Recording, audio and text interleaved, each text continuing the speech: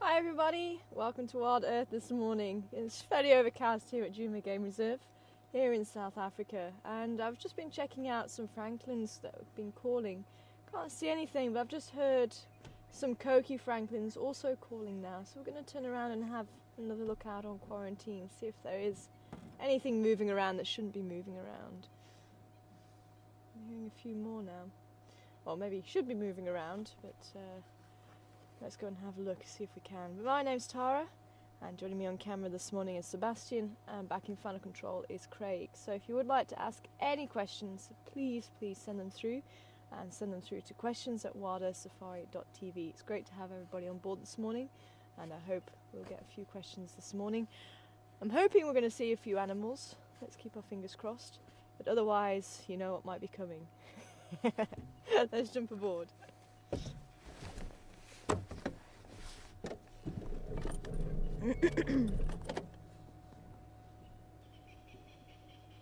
There's also a lot of calling going on that side as well.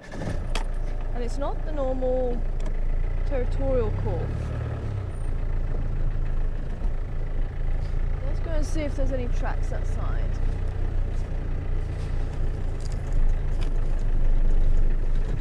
Seb said he heard lions calling last night. I must have been completely dead to the world. I never hear the lions calling. Even if I was sleeping out in the bush, I probably wouldn't hear the lions calling. In fact, it has actually been proven.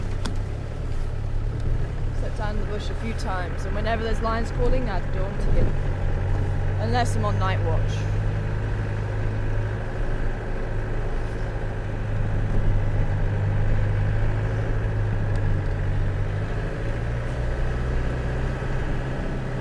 Franklin, where's you flying from?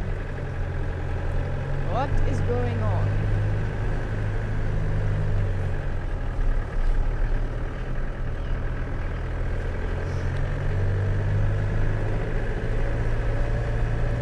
Even heard a little coqui Franklin putting his little 2 pence worth in. Giddy, giddy, giddy, giddy, giddy, giddy, giddy, giddy, giddy, giddy, giddy. I'm seeing these hyena tracks.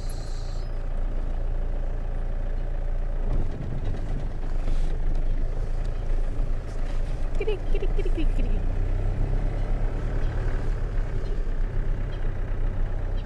And baboon from last night.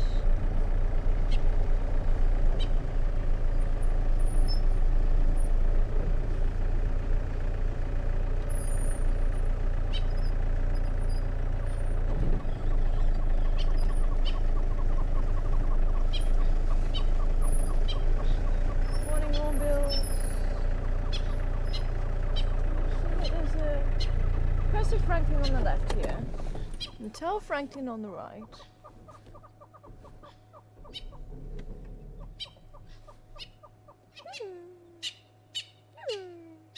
I love that little call of theirs.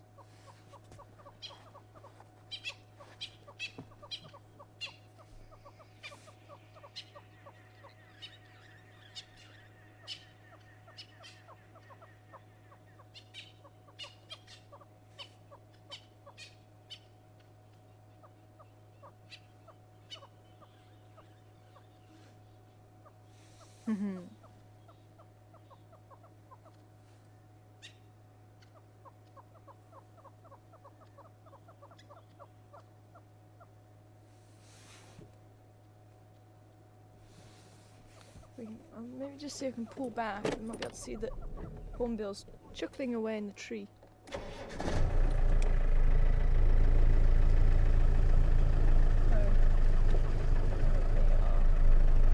Good morning, hornbills.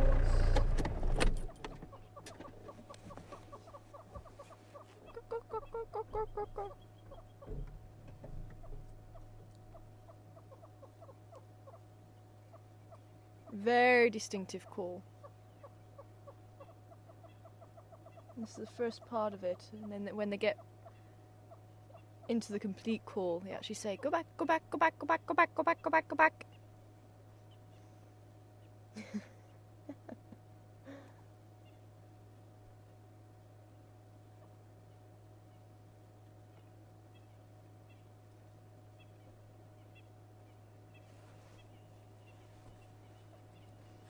Yeah, he wasn't very impressed with that. Oh well, maybe I don't speak Hornbill too well. It's like, there's no way I sound like that.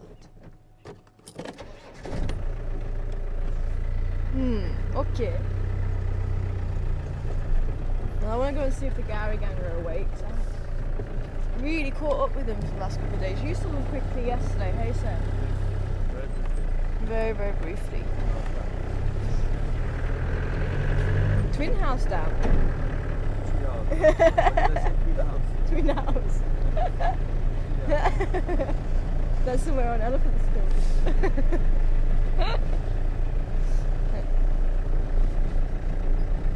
It's gonna be one of those mornings, hey? Oh, hello.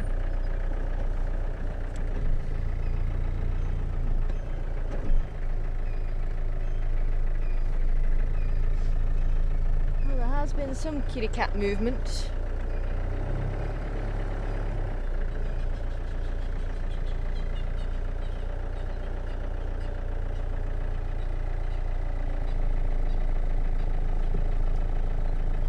Looks like leopard tracks. Going that way. Maybe that's what's been upsetting them. Okay, well, let's carry on down the road I was going to go down to begin with. And we'll kind of do a loop. I think the Gary gang is still going to be sleeping for this point in time. And these tracks look fairly fresh. But the question is, where do they go?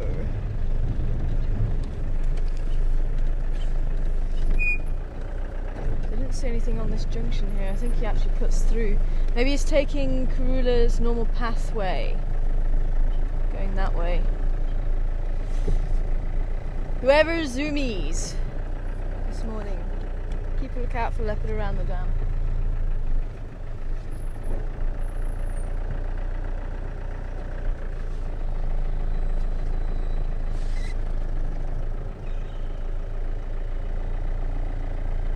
Or, actually looks like he did go down here.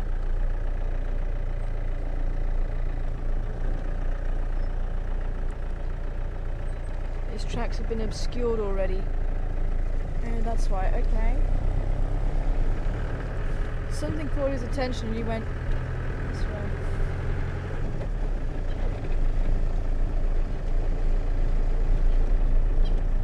Unless it was just marking territory on that corner there and then carried on down. See if there's any more tracks down here.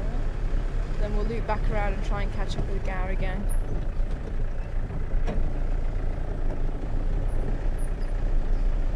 Maybe that's what the Franklins saw, maybe.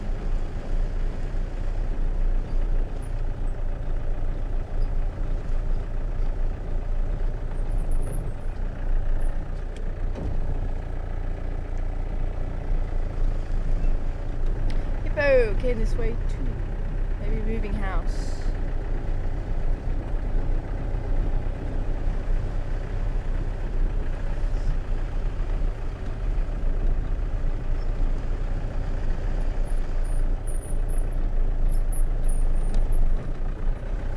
Yeah, there we go. Did come down this way. Hello, Franklin. Did you see a leopard come by? Oh, okay, he doesn't want to talk to us.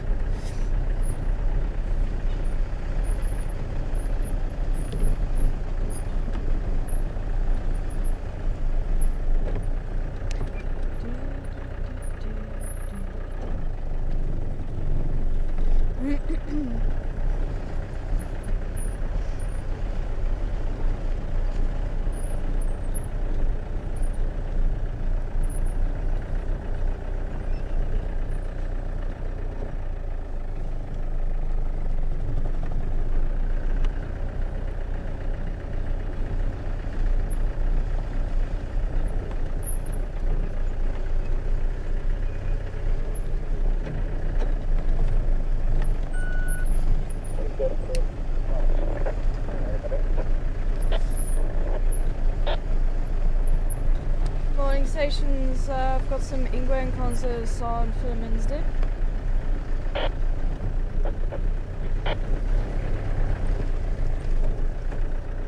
Are there any updates from this morning?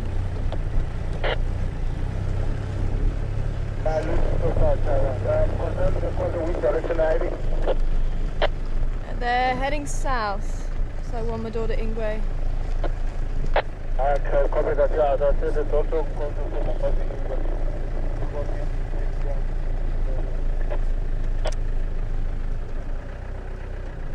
Okay, copy. Around Twin Dams itself. Yeah, primitive government Twin Dams. My way left side. Copy. Whereabouts was Karula last night? I haven't seen her.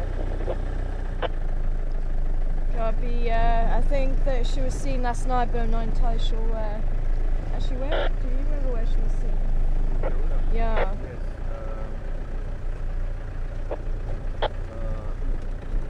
That's the road that the battle plan, but like on the right hand side, so outside our Ledwood Road, opposite Ledwood Road. Yeah, like on Garrett Main. Yeah. Okay.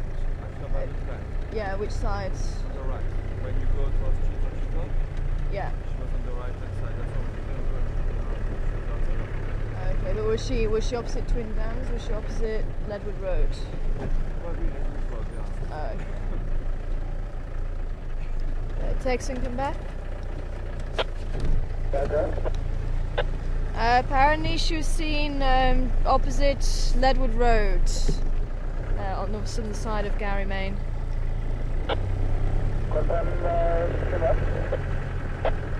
She had a bumper yesterday, apparently, last night.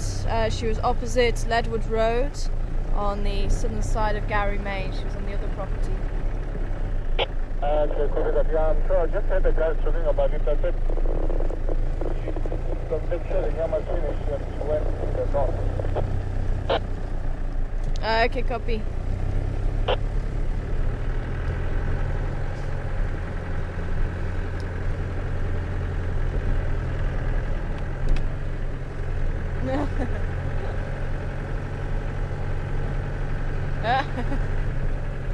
Oh, really? Hi, Julie. Good morning to you. Wondering if my hat has a name. No, sadly not. Apparently there's a group called Rush over in Canada. Has a hat exactly like mine. It was actually given to me by my aunt. It was actually hers. And I was very cold when I went home last year. So she lent it to me and then she said, no, you can take it back with you. Purple being my favourite colour.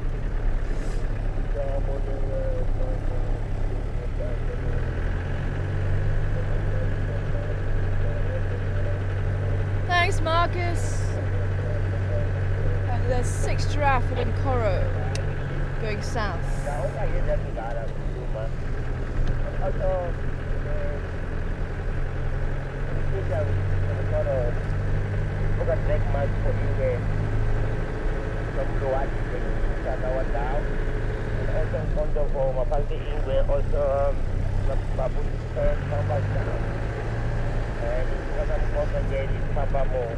Wow, he's been busy this morning.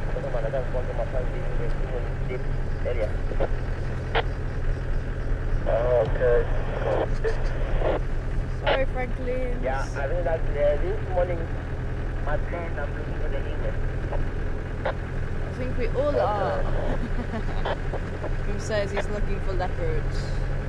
Lots of leopard activity. Apparently there's some tracks heading south from Baboon Pan. There's also tracks of a female leopard, probably Karula, heading north towards Twin Dams from Gary Dam. Baboon Pan, sorry. I've lost those leopard tracks. I think you might have cut through here. I want to go and check out Treehouse Dam.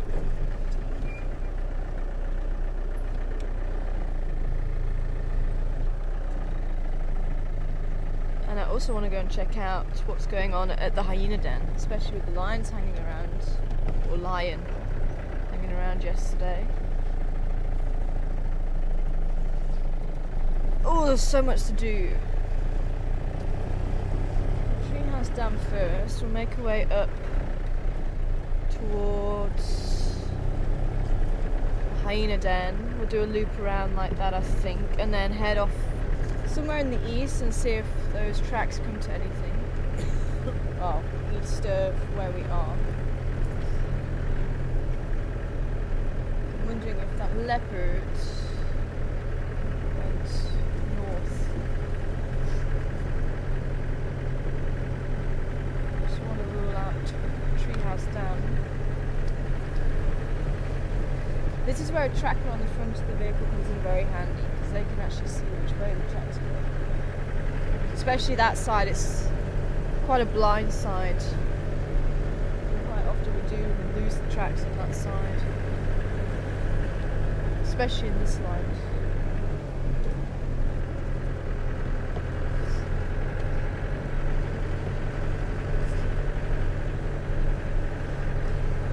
Unfortunately, Cam is probably about 6 k's from where we are. I'm not able to go and drive there. Thanks for the information though, Marcus. And I think Cedric also found some drag marks by a leopard somewhere down that side too.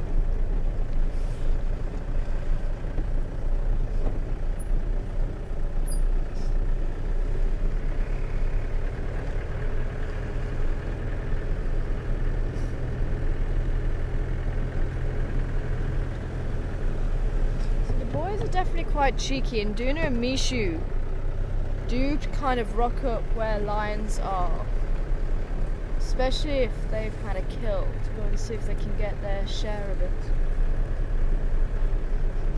And they'll wait patiently.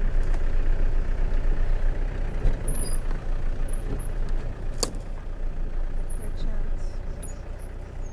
It smells to be quite strong here.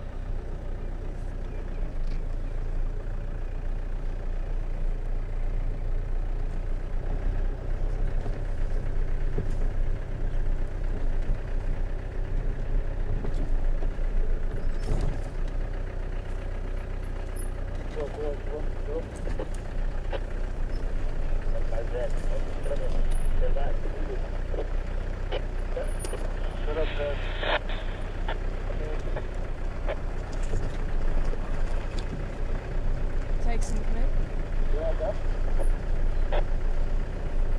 Sorry, was there something by Chelapan? Yeah, I just had a brief of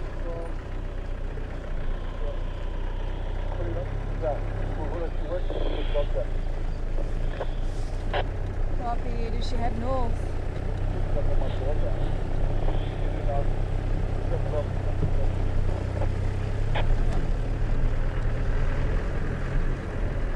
Okay, we need to get to Chelapan then. Apparently Karula went into the block from Chelapan. Sounds like she might be with a male. I wonder if that's the male that we're looking for. It could just be one male. So send again, does it say, is it Karula with Induna? No, he's got Induna.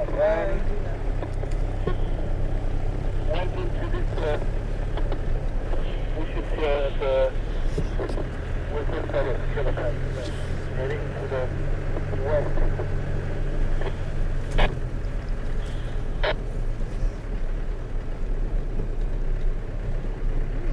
Okay, apparently he's saying now it's Induna, not Karula.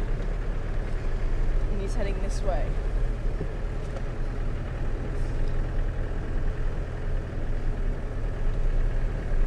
So I do wonder whose tracks came in here.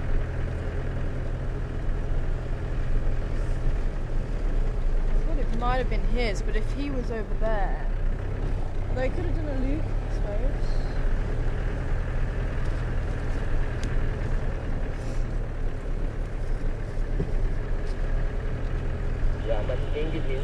quarantine dalam perang.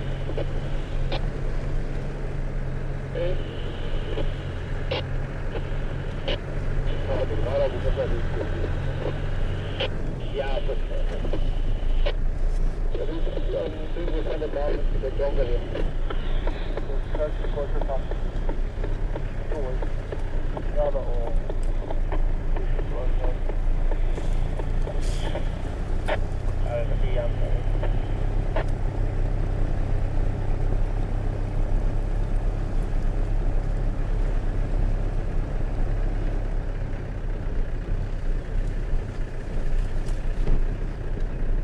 We're getting a little bit of break up there.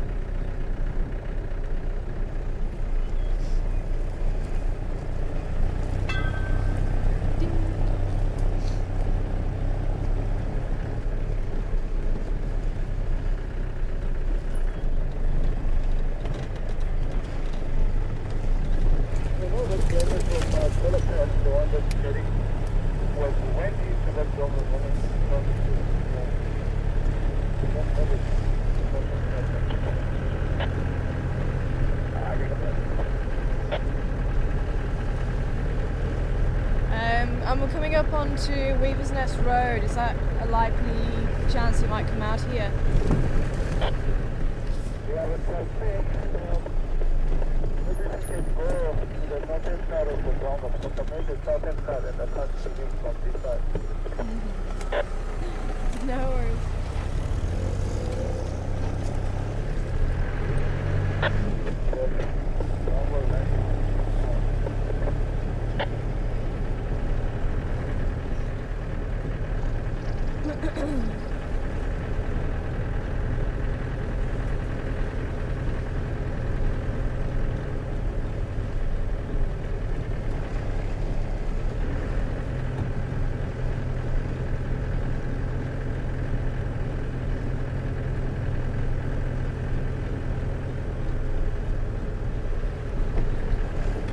Ran into this block here, apparently it went north, so we're going to go a little bit further up. Just see if it pops out here.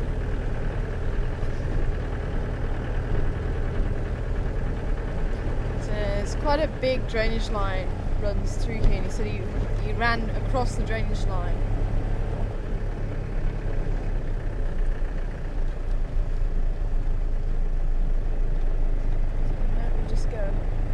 Further, you see the road up ahead as well. Switch up and see if we can hear any alarm calls.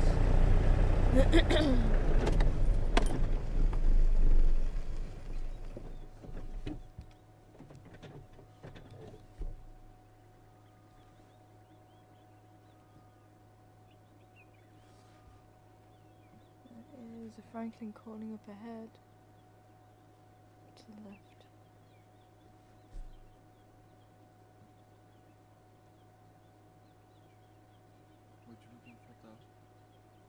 In Duna, we ran in here from Chelapan's side, so we ran up here. I'm just trying to listen out for anything.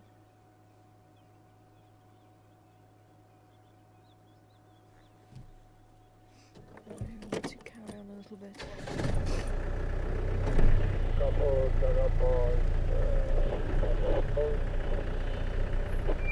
Looks like there's a hippo there.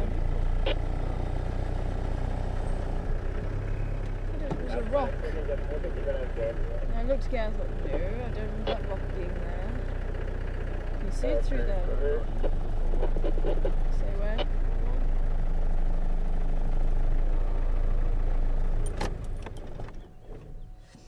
It's nice and overcast.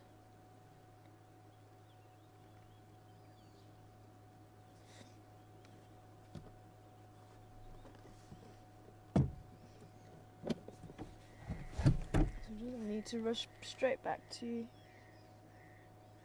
a waterhole.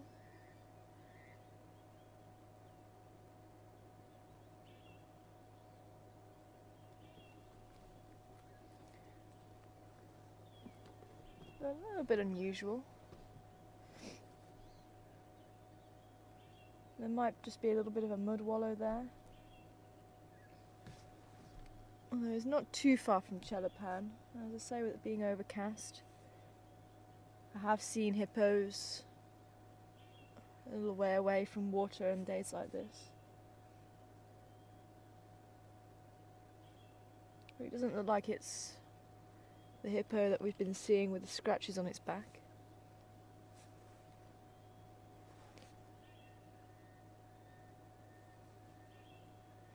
Especially during the winter time, they don't really need to worry too much about the skin being damaged. And that's what I'm saying, on days like this, it's going to be even more protection to a certain degree. And they do have some form of protection. That's where it looks like the hippos are bleeding. But it's actually a secretion, and it's clear until it comes into contact with the air. And it's an antibacterial, antifungal secretion as well, but it also helps protect the skin. So even though it's a bit cloudy, sometimes you can get sunburn on cloudy days, they still have that protection. But during the winter time as well, it's not too much of a worry. Okay, well, we've got Ephraim also looking that side.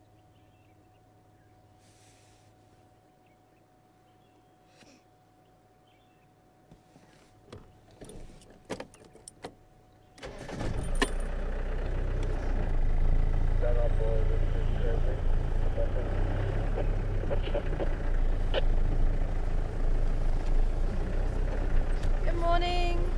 How are you guys doing? Good morning. No, I've just been waiting to see if we could hear anything, but Lutu. So, but I did follow those Nkonzas up until Philemon's cut line. The female. The Madoda. I don't know if they were his, but if he was over there, these ones then go up that side. So, but I don't know if he came in here. Yeah. So, yeah. Alrighty, there's a Vubu just here. Ah, okay.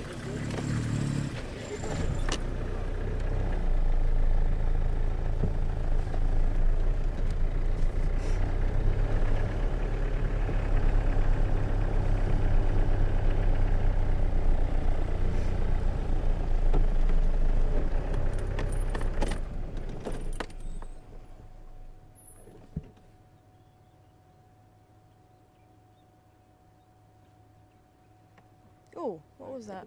Hmm? Oh, was it a Dacre? Okay. Just saw movement.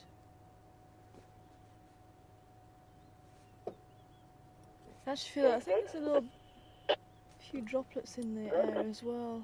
What's the luck? Low-lying cloud. I did try to drive around at the northern side of the Dung, but so far no luck.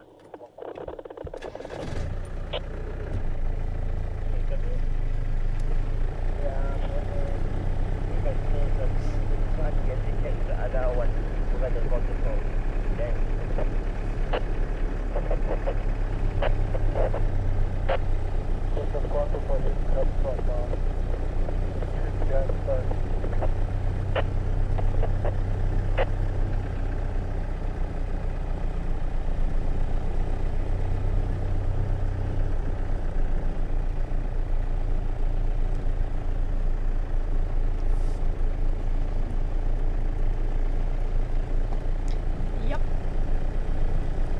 Weird signal now.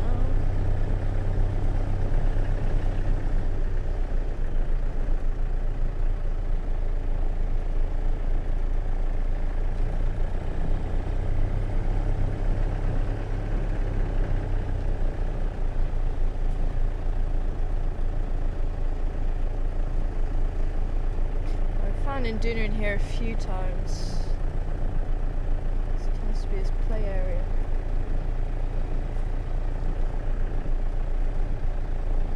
It's quite a long drainage line.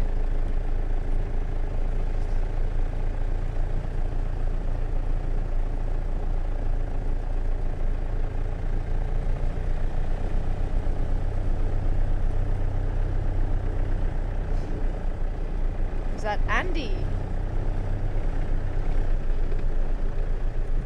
Hi, Andy. Good morning to you. Over there in North Carolina.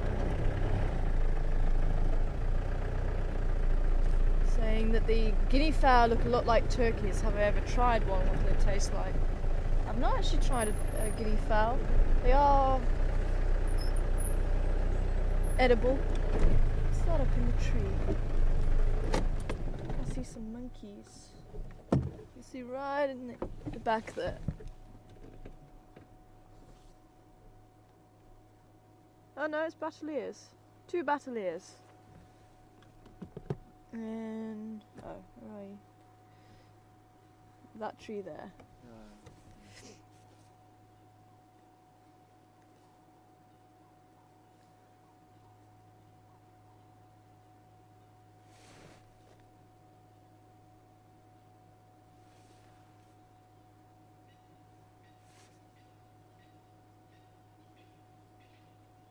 Maybe that's what's been upsetting the Franklins. Maybe they flew over a little bit earlier.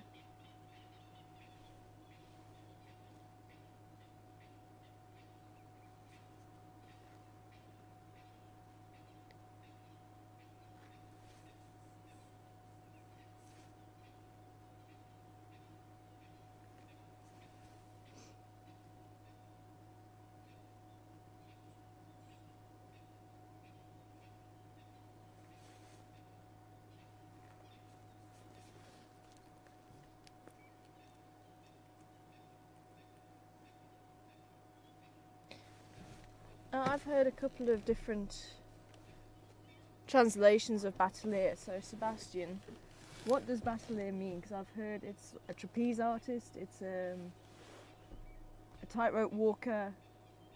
No, battalier is... There's a couple of books that have said different things.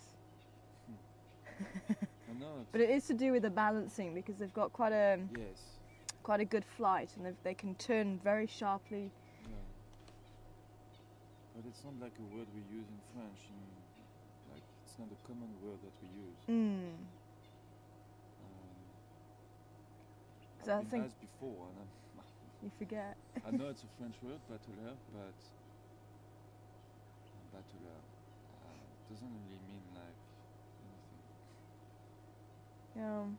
Because as I say, I read the other day that it was trapeze tightrope walker because of the long balancing stick, and then there was another book the other day that said it was like a trapeze artist, or it was something along those lines, but it was different to the tightrope walker. So I'm like, oh, okay, well that's interesting.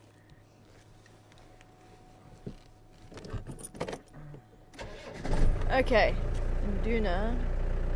I think we might have to wait for him to pop out then. Let's go and see if the Gowrie gang are awake, and we'll have a look up here while we're at it. Because the Texans said the northern side of the drainage line, which would be kind of up this way anyway, but I think he meant that side quite possibly. He's been looking that side, Ephraim and myself have been looking this side. So if we go up and say hello to the baboons, and then come back down the Twin Dams Road.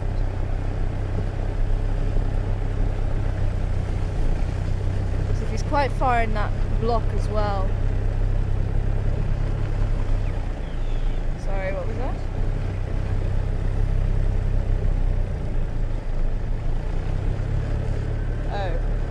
Gowrie gang have walked past FC, which means they've gone into that big drainage line at the back there. Okay, so we're going to have to try and catch up with them this afternoon.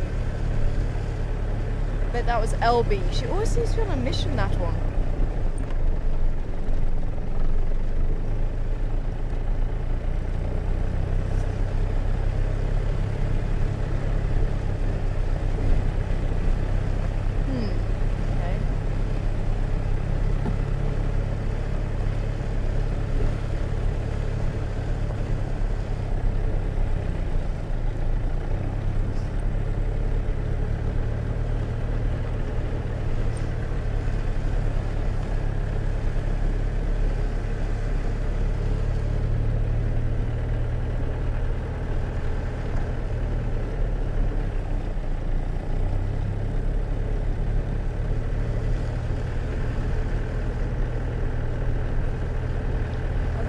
Pretty quickly.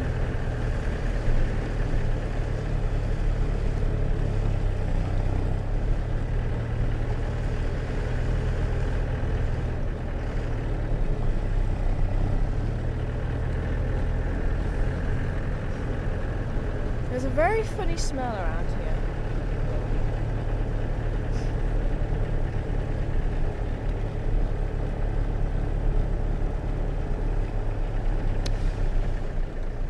And battaliers are actually very distinctive when they're in flight because the tail is extremely short. In fact, their legs trail behind them. And the tail very, very short. They have tried to turn around and close statement to south of the Dung, but they don't have any luck. Okay. So if we can't catch up with the Gowrie gang, well, I see some zebra over there and here. Morning, zebra. It's a zebra with the foal. And I hear the parrots. I've been hearing the parrots a lot recently.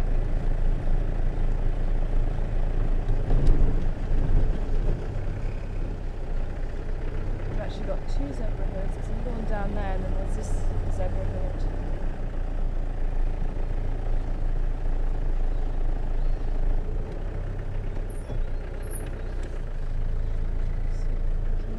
Can you see them through that patch there?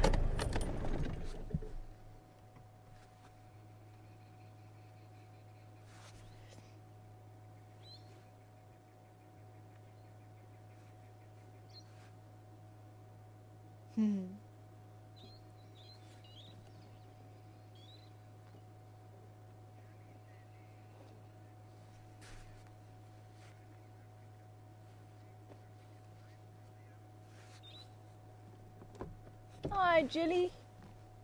Good morning to you. Oh, my eyes are playing tricks on me this morning. I thought I saw the head of a rhino. It turns out it's not.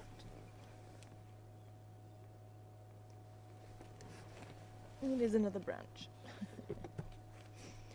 Jilly wanting to know about the names that we use on the radio, the African names for these animals.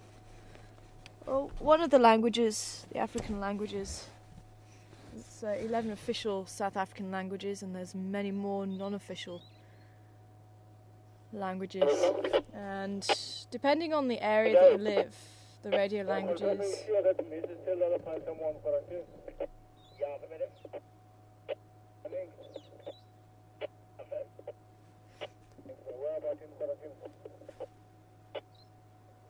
Yeah, right in the middle of the quarantine, just was moving slowly toward the bush area, the bush bright side. Oh. And there was another quarantine. Apparently there was some hyena here. This side.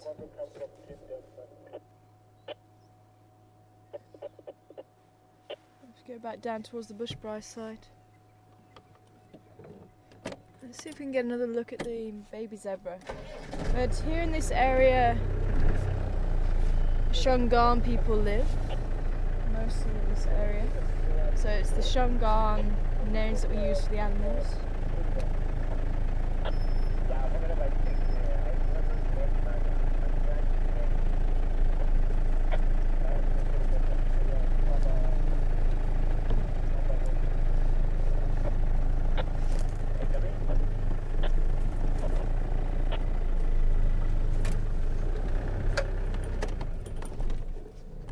And up in the north we use Songa for the animals. Some of the names are the same, sometimes I use different names to what they use here. Not sure of the Shungan word.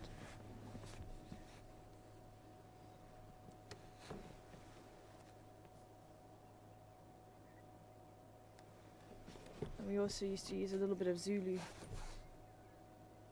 Is she behind the bush again? Yeah.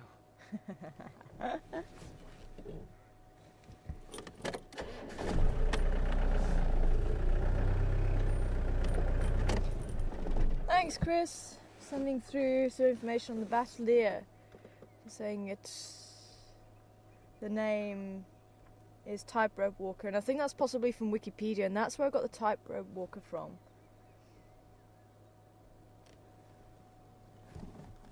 Where is it? I forget where it was. There was somewhere else. She's done it again. She's hiding behind the bushes for us this morning. But there was somewhere else, and I can't remember for the life of me where it was, but there was a different name or different meaning to Batelier other than tightrope walker. Might not have been a trapeze artist, but maybe it was something along those lines.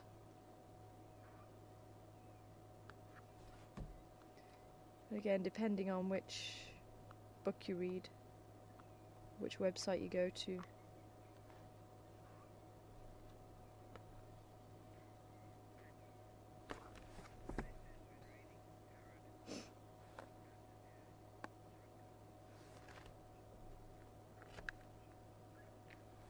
Ah, interesting, Patty.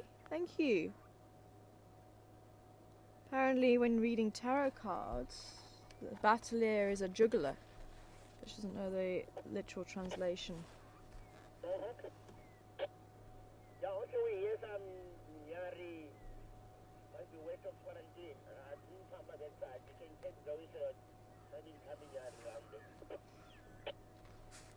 We're going to have another look around Weaver's Nest Road and just see if Induna will pop out.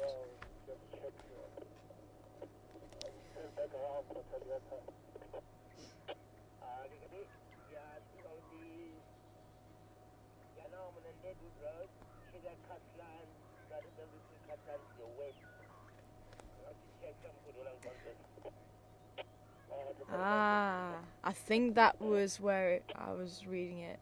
That sounds familiar.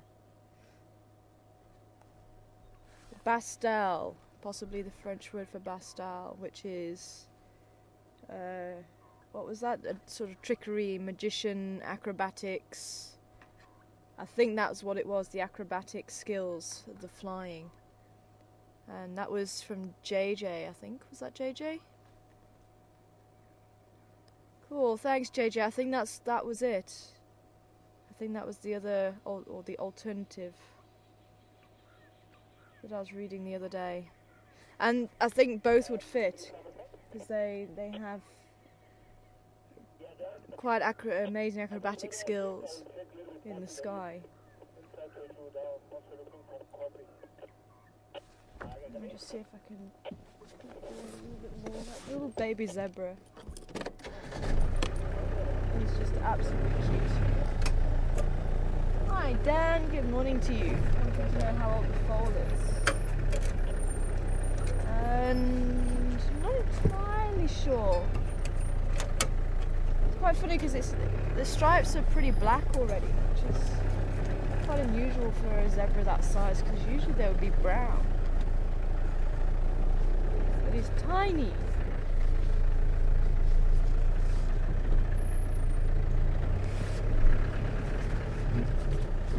Those hyenas haven't gone that way. So I'm just giving Induna a little bit of time to pop out.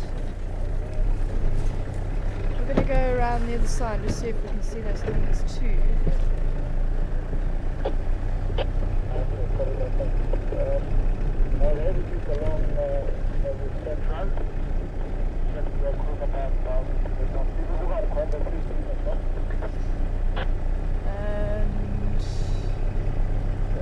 I don't know, my guess, the size of that little foal, I would say maybe about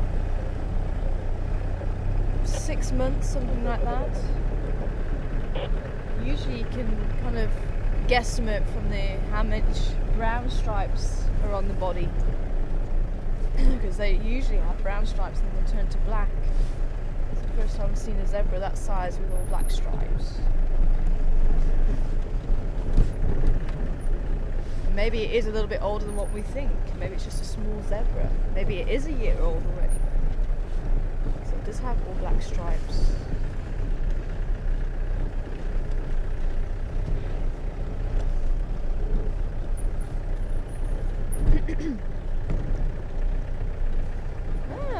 See, the plot thickens. Stacy's saying in tarot cards, the magician is also known as the battalier. So I think it's quite an interesting word. Thanks, Stacy.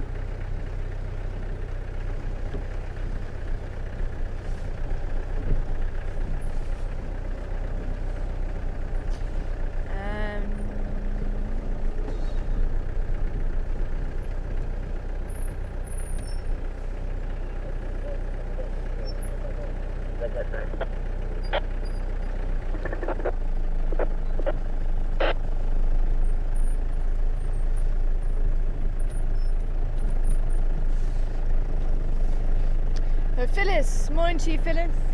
Wanting to know, are zebras born with the stripes? Yes, they are. And Ellen from Illinois, wanting to know, can giraffes and zebras make noise? Can they give alarm calls? And yes, they can. See this zebra in front of us, still quite fluffy. It's probably about 1.5 years old, that one. So you can see, or maybe you can't see the size difference now, the other one's quite far away, but the other one is probably about 1/3 of the size of that baby. Oh. From whereabouts is that?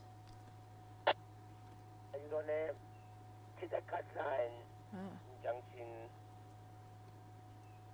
Okay, our journey, I'm on Chitakata number. Copy. Can I also come and join you?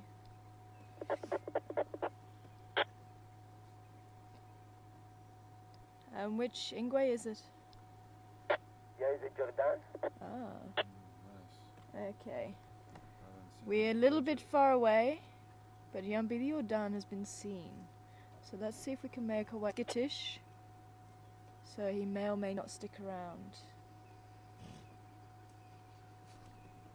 Let's see if we can give it a go. It'd be great to try and catch up with him. Standing by?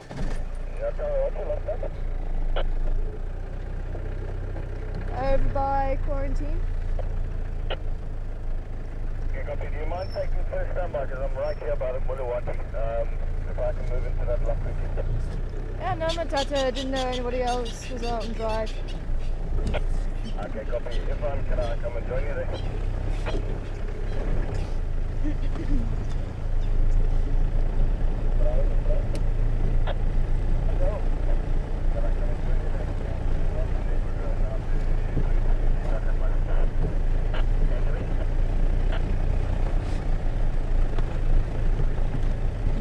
Okay.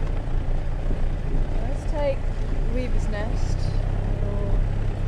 So we are pretty much on the other side of the property from where he is.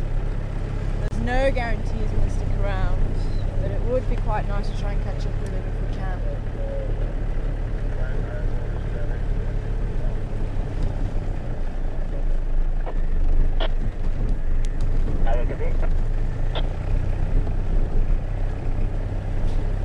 Jordan, the father of Mishun Induna and Gorilla's cubs. Possibly the father of the first set, no one's really too sure. The Yambili, it could be Mafufanyan. But Ellen from Illinois wanting to know about the vocalization of the zebra. Zebra they'll snort, they almost sound like a donkey braying. Patrick used to do a brilliant impression, but it kind of goes a bit like very, very badly. Can you do a zebra impression?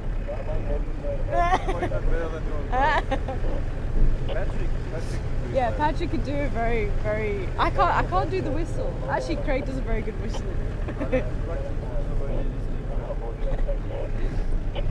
Yo, it kind of sounds like a donkey laughing.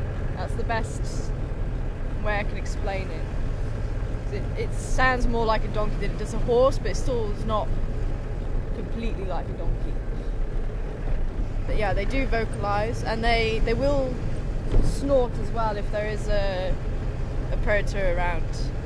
And so will the giraffe. I remember seeing the giraffe giving an alarm call, and I was getting so excited because it's the first time I've ever heard the giraffe, and it's probably the only time I've heard the giraffe give an alarm call. And I was so excited. This is on my old reserve, and I'm saying, guys, I think it's a leopard, and we didn't see leopard like we see leopard here. Leopard was very few and far between. So I'm like, I think it's a leopard. I think it's a leopard. Because of where the giraffe was looking, it was actually on the other side of the fence. So I knew it couldn't be the lions. So we got there, and I'm looking at what the giraffes are looking at, and they're looking directly at the cow. And for some reason, they didn't like the look of this cow. They were giving an alarm call for the cow, because we sat there, and there was no movement, nothing.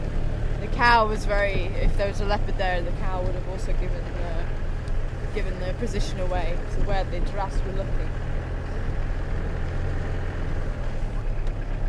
But that's the only time I've heard giraffes giving an alarm call. It was very funny, but that was also a snort. They really didn't like the look of this cow. Shame.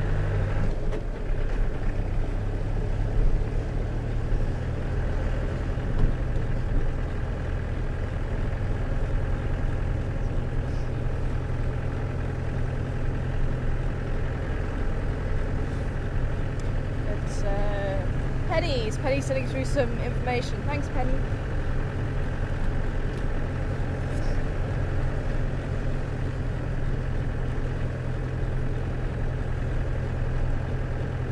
Ah, okay. Apparently there was an outcry when they wanted to change the battleer's name to the short-tailed snake eagle.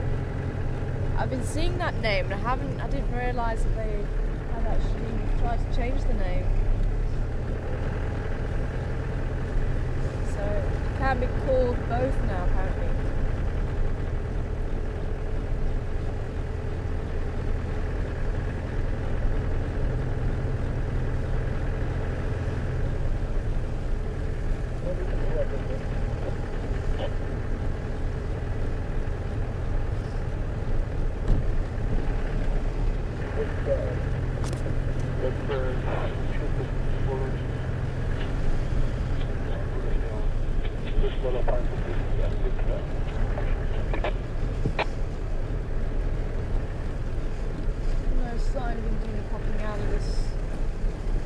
Unfortunately, this is quite a huge block. So I'll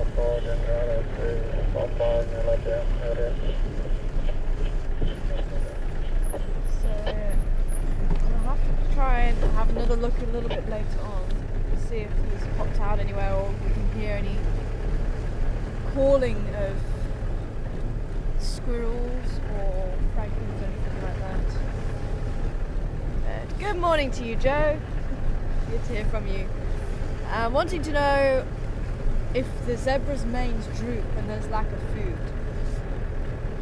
I don't think it's lack of food as such, it's more when they are run down, they're not well. So it could be partly because of lack of food. But it's when they're not in good condition and their mane starts to droop.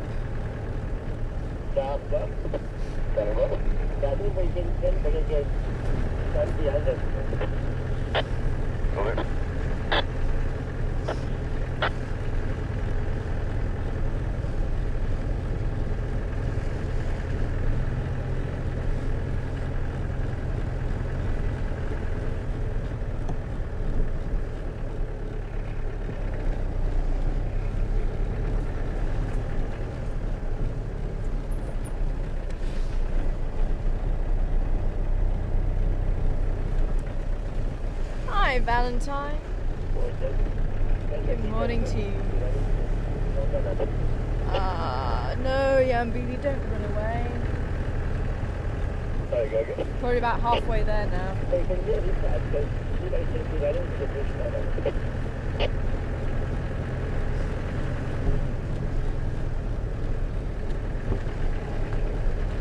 Thanks, Christopher, sending through the battalier name, the juggler. very much.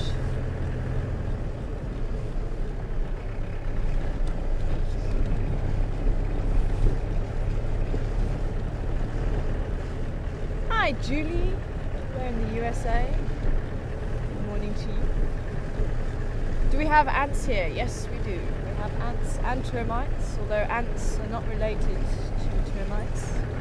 Ants are closely related to bees and wasps. They're capable of stinging or biting quite a few of the species.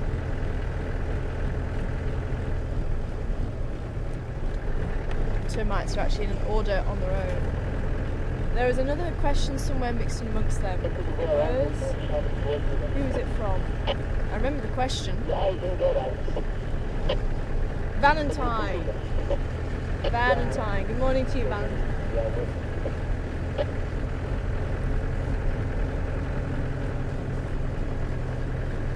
Three vehicles, unfortunately. It's not what Jumpy likes.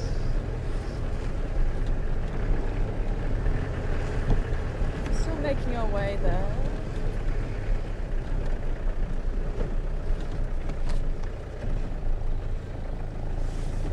And here in Franklin's. But Valentine, wanting to know how old do giraffes, no not giraffes, we haven't seen giraffes, zebras. How old do zebras get? And when do they mature? There was a bit of a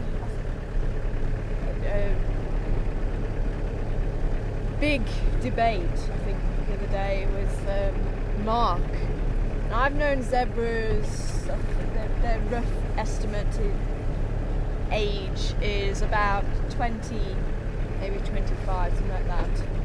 But apparently, studies suggest that they only really live in the wild up to about 11 because of predation and things like that.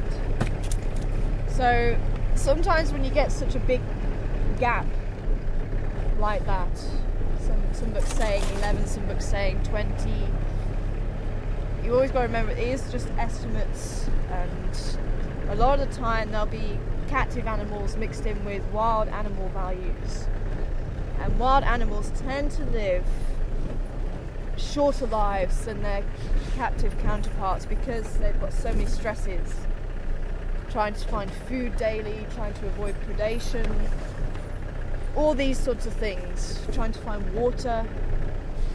So quite often an animal will live a lot shorter in the wild than it will in captivity, and maybe that's where the conflict comes from. Also will depend on where the studies were taken and carried out, and how the studies were carried out in the wild. And it's very true, you can age a horse or a zebra by its teeth, and I'm sure that's possible, or possibly how they did it. And of course, in a captive environment, you know when the animal was born, it will have a record, it will have all the details.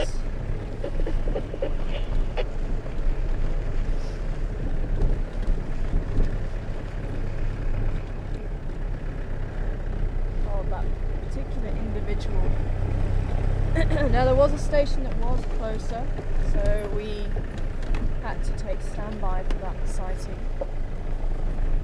And those of you who might not have been on board before, there's a limit to how many vehicles can watch the animals. Now the animals that we call in generally are the big five, or anything of interest like the cheetah, the wild dog, things like that. Things that you don't often get a chance to see as well. Maybe they're nocturnal animals, but usually they're pretty much gone before you can call them in. So it's the animals that people want to see. Sometimes we'll call in giraffe and zebra if we haven't seen them for a while, and the hyena as well. Usually a 3-station lock, as we call it, or sighting. And the reason being is to keep the animals relaxed, because if you have a lot of vehicles surrounding the animals, they can get a little bit nervous, and if you carry on packing vehicles around the animal and there's no escape route for them, and there's no sort of let up from so many vehicles, then the chances are the animal is going to become very skittish, and whenever it hears a vehicle, it's going to disappear. So usually in game reserves there's a limit of 3 vehicles, and you ask to join a site, and whoever found the animal, you ask them.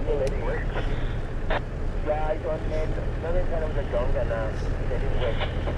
You ask them if you can join the sighting, and when there is a gap, then you can join, which it sounds like our gap is coming. I come from pretty much to the west of you. Yeah, in the country, my mom and the jungle. Everyone come in. Is it okay for us to join? Yeah, but it's nice. You're like the jungle now. Heading away. From which road? Is it better Leadwood or Tita Cookline? I want in northern side of the Twitter spot, Leadwood Road. We are northwest. Copy. Would it be better if it came in from Twin Dams side? Yeah, I think the better way from the Twitter spot, just heading west, northwest towards the Donga. Northwest towards the Donga. See, I'm thinking. Yeah, text against anybody. Okay. Well, we're going from this side then.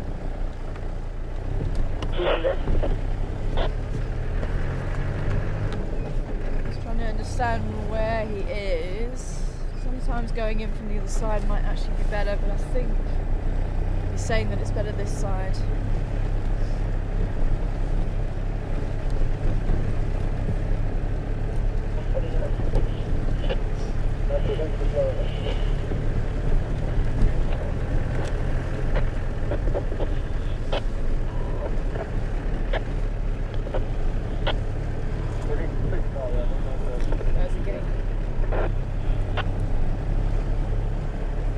Copy that, Texan. Do you think it is worth me going on the western side from Twin Dams Road then?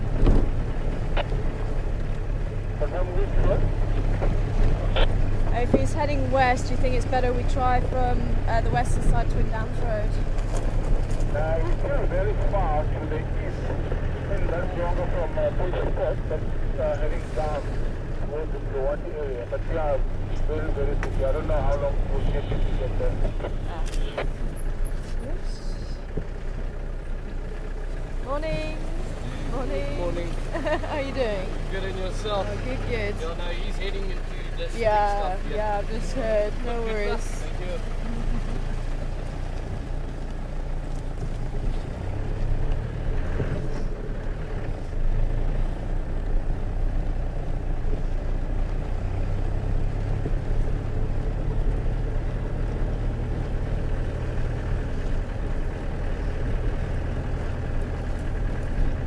Okay. So we'll give it a go. We might be lucky.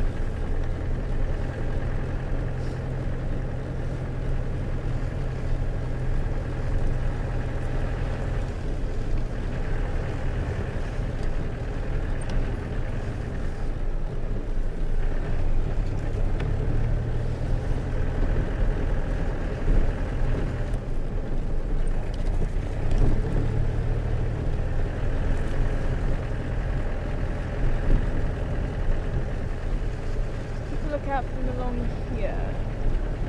We're still a little bit far from the open patch.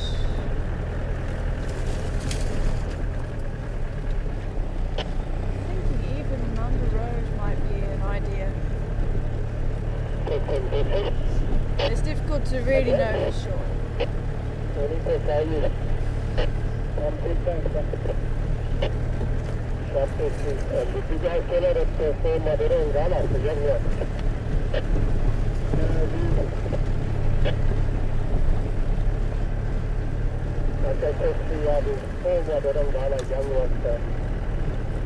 Coming late on the project from Community Park, but it's scheduled at the moment.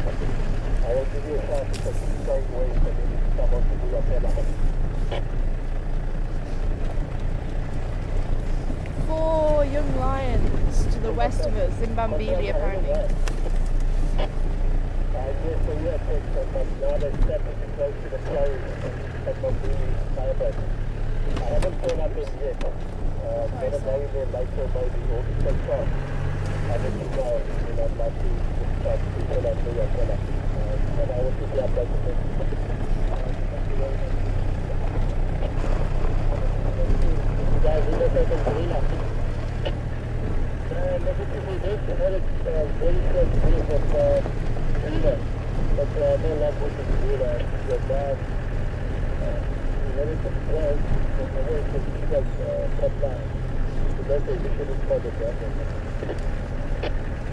Okay, so let him pass Gary Lowe's alternating back. I think it's very appreciated that we didn't have any last leg turn around when we found and get down. Okay, so this is the spot that we're talking about, so he headed west into here basically.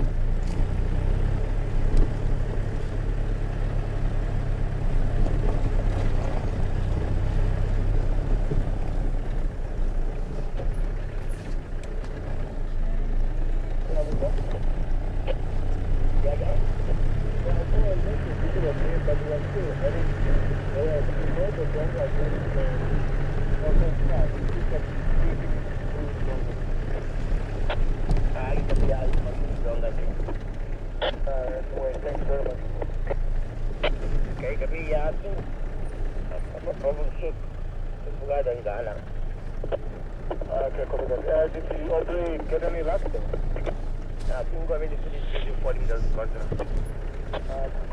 Can you see him at all? Can you see a vehicle? It's basically where they're saying he went west from. I can try and locate where Texan is. Texan, come in. I'm at the Pooza spot now. Do I just need to head west? I'm at the Pooza spot now. Do I just need to head west? Yeah, he headed west along that jungle from the Pooza spot, but the lost the visual was still heading west inside the jungle, but because the jungle to the northwest people can't get through. Copy. Can you hear my mover at all, or am I still a distance from you? I'm mobile. Oh.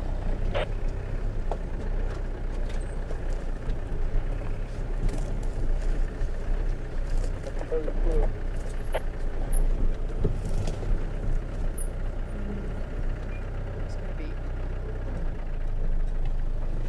okay. We'll just try and find a way through there then. Apparently, there's somewhere in here.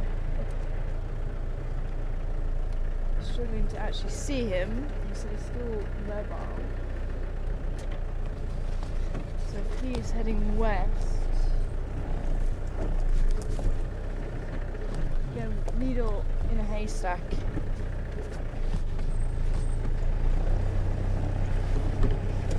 Can't even see where the tracks went in.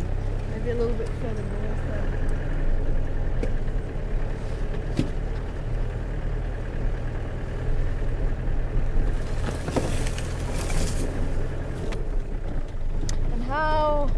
Sorry, Valentine. I'm distracted again. Wanting to know how old zebras when they mature. Apparently they can start to mate when they're about 2, 2.5.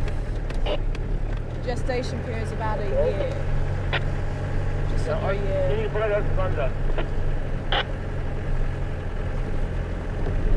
Yeah, positive. Looks like they're really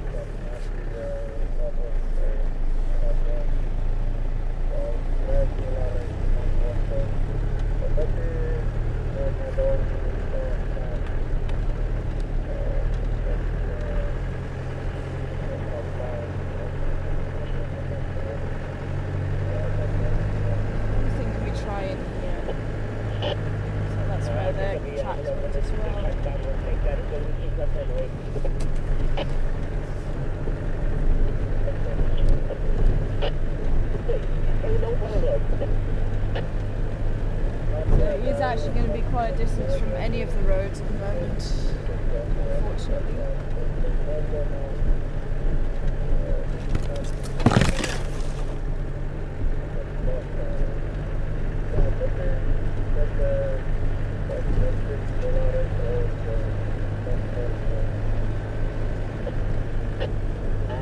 Do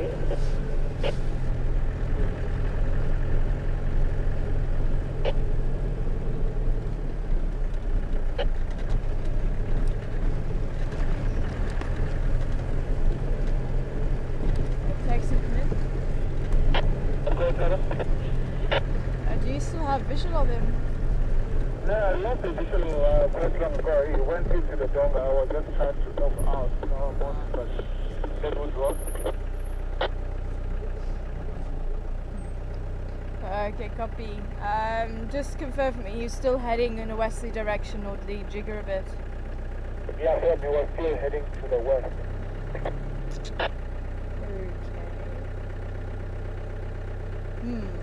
Okay.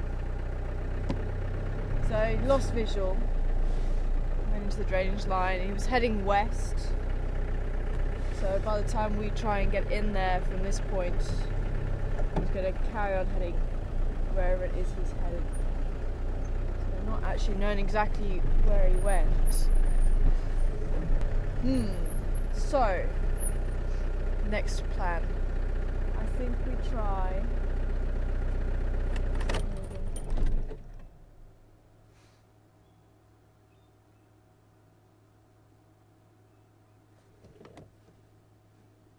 It was worth a try though. Apparently he was sleeping, but unfortunately young Bealey tends to do a disappearing act. Especially if there's 3 vehicles. Oh, Franklin, I'm hearing that. So, let's try Mumble Road. Try Twin Dams again.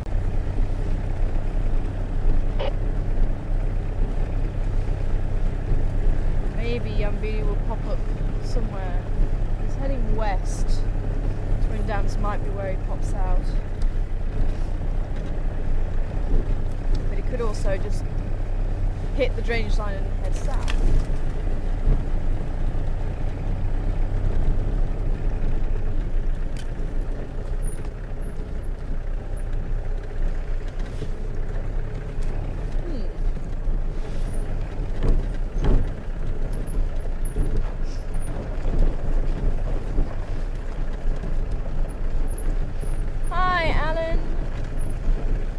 Unfortunately, I can't give you a demonstration.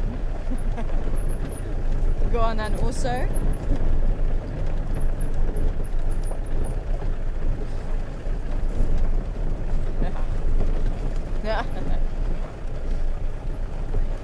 Alan wanting to know what African language uses clicks, and can I give a demonstration? Unfortunately, I cannot get my tongue to do the clicks, and even trying to pronounce the name, I do it very shockingly, and I do apologise.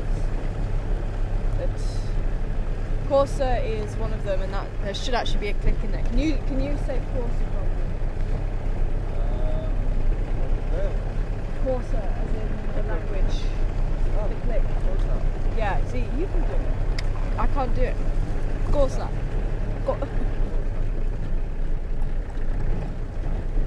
See, I can do that, but I can't get my mouth to actually form the word quick enough.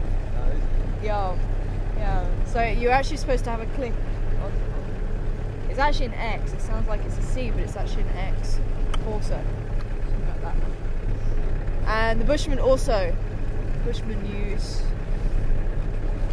clicks as part of the language. As I say, I butcher my own language, and I completely destroy the other languages, and I do apologise. It's not my strong point. In fact, one of the favourite pastimes of some of my colleagues on the old reserve was to give me an Afrikaans newspaper to read. Oh dear, that was disastrous. But they enjoyed hearing me trying to speak Afrikaans. So it was a favourite pastime of theirs.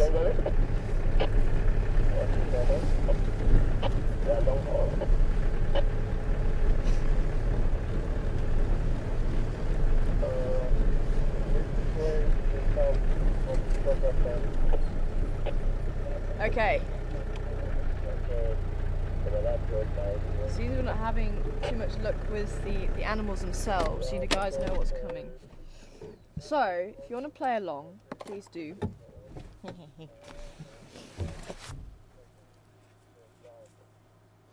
is it poo time? It is. You've done it.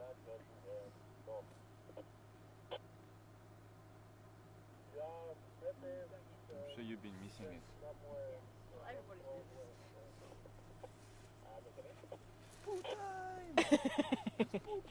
I can't remember who sent through the word, but who dung it? Yeah. I like it. Okay, so for those of you who have not played before, it's very easy. And you can actually tell a lot from an animal's dung, and this is one of the reasons why. Ever since I worked with captive animals, we had to check the state of their dung, and it would actually tell you if the animal was well or whether it was poorly, and quite often it gave you quite an early indication of that, so we had to look at the dung. Ooh.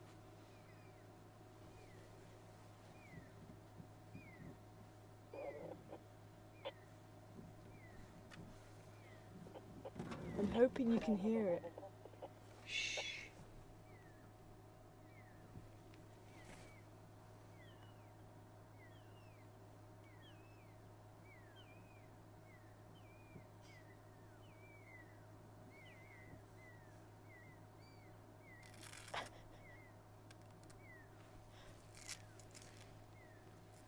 I can hear 2 pearl-spotted owlets calling, and that's the ones that hopefully you could hear them going. There's also a fork-tailed drongo that's calling as well. Also, it's a mimic, and it will mimic other birds' calls, and there's actually a fork-tailed drongo mimicking the pearl-spotted owlets.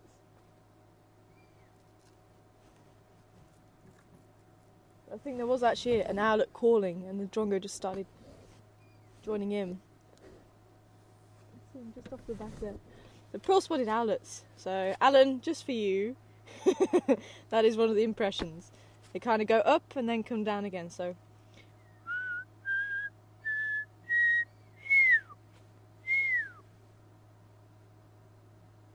he's joining in.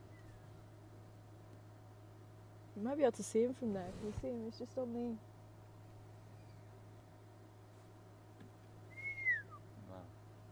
No. No. Fuck that jungle. Yeah. No, it's too bad. Behind too many Oh, it's trees. behind too many trees for you. Yeah. But there is a little drongo sitting there. So I think the pearl-spotted owlets have flown off. It's just him now.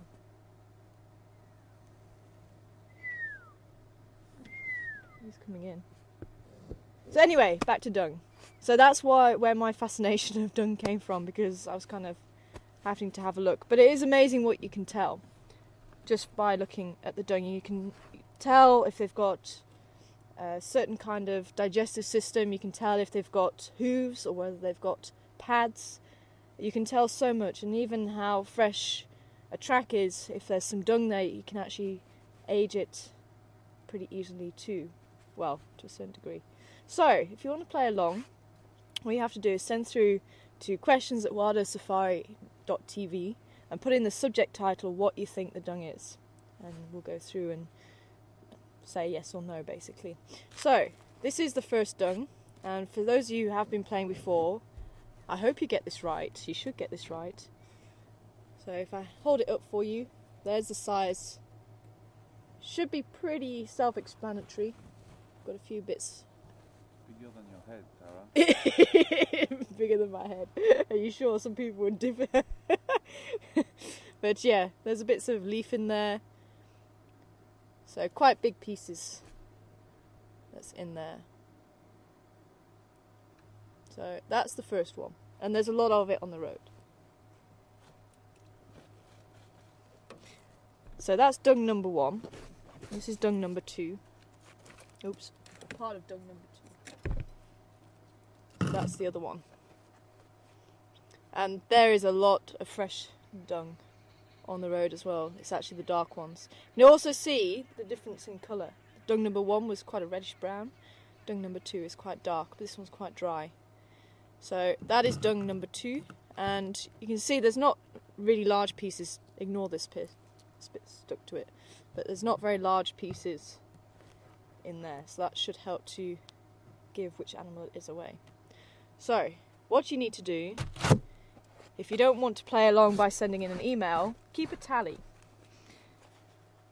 And we'll see who gets the most answers right for the next few days. We'll do it at the end of the drive as well.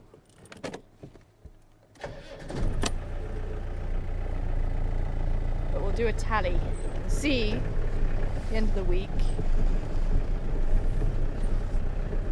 So obviously the more drives you've been on, the more chance you have of getting a higher score. But we can do it on percentages, so you can also take it as how many you've seen on so many drives. So if you've only watched maybe 3 drives this week, then we'll just take it as a percentage out of that as well, just so it makes it fair. So dung number 1 and dung number 2. There you go, there's a lot more of it here. Dung number 2 here. Able to get that one. That one's a good one.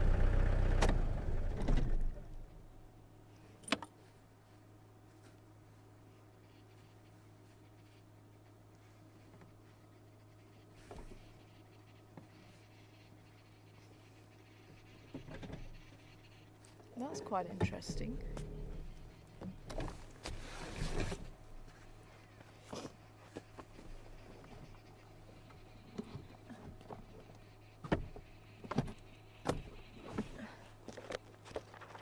I did bring it. I don't know, are you able to see this hole here?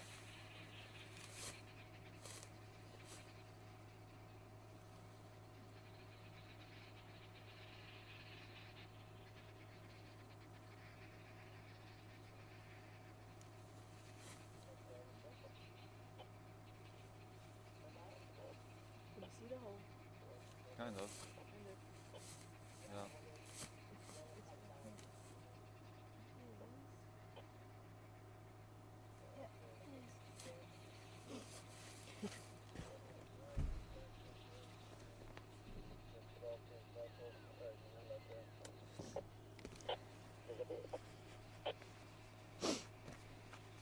Now, that little hole belongs to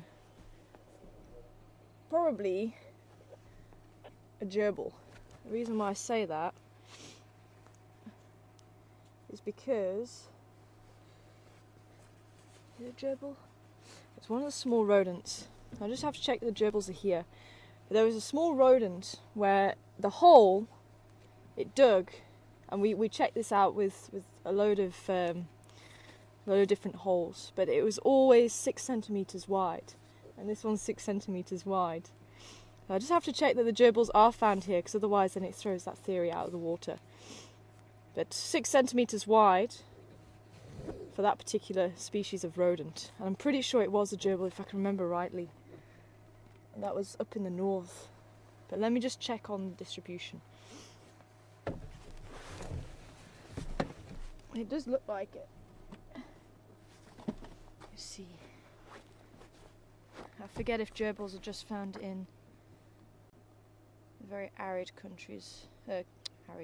Arid areas.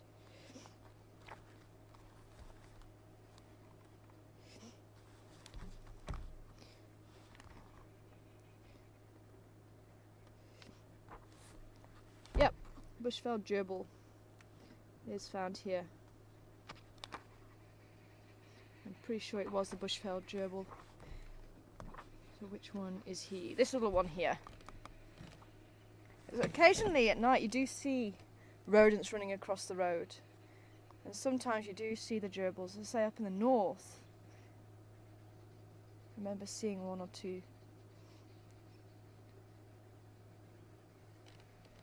There you go. That's probably the home of this little guy here. Good.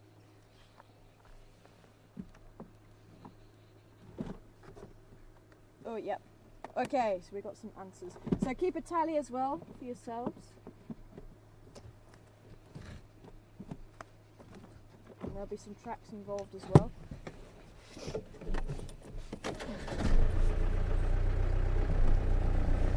So who came back first?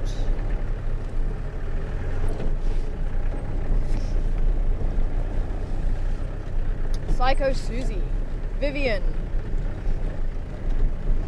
Elizabeth, and Binky. Both. Oh, track one? Dung one. All got it right. Well done.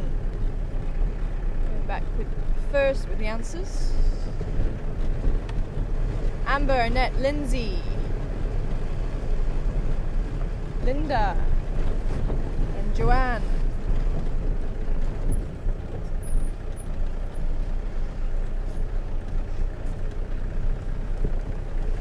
And Rob. And Jody. Diane too. Also correct.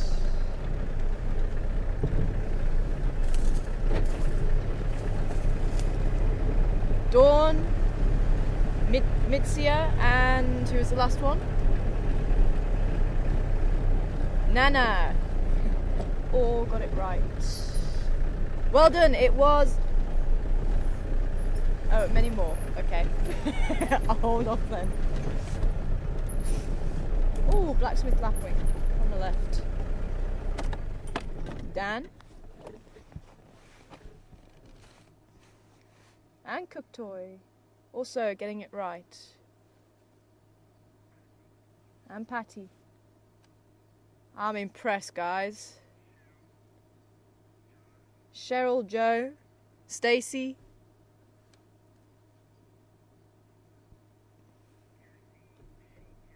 Kathy, She-Cat, and Julie.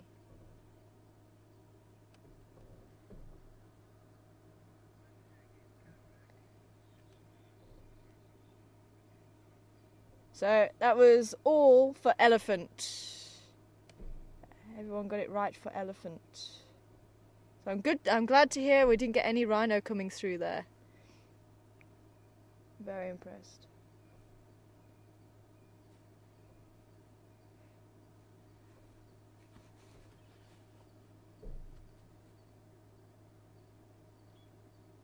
So this is a blacksmith lapwing.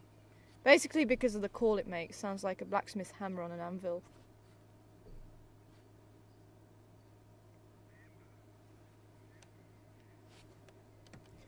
Ooh, Amber, not quite. Nice try. Zebra for number 2. Not quite.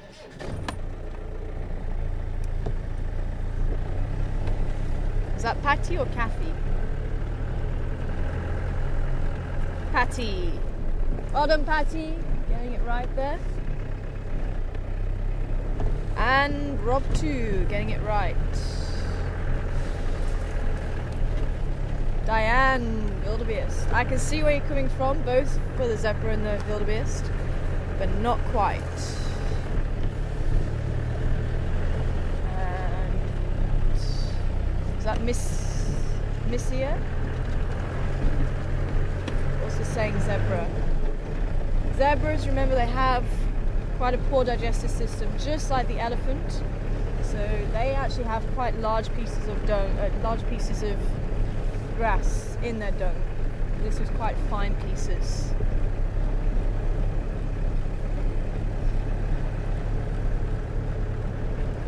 Dan and Vivian also getting it right. Well done.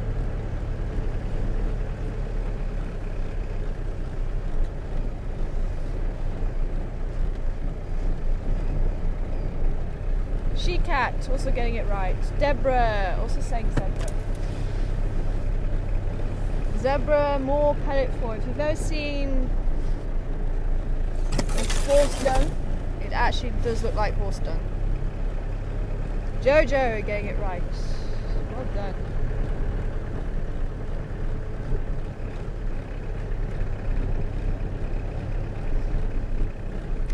While you're doing that, some people did say rhino for the elephant. So, remember, elephant eat a lot of bark. Ooh, fairly fresh dung there.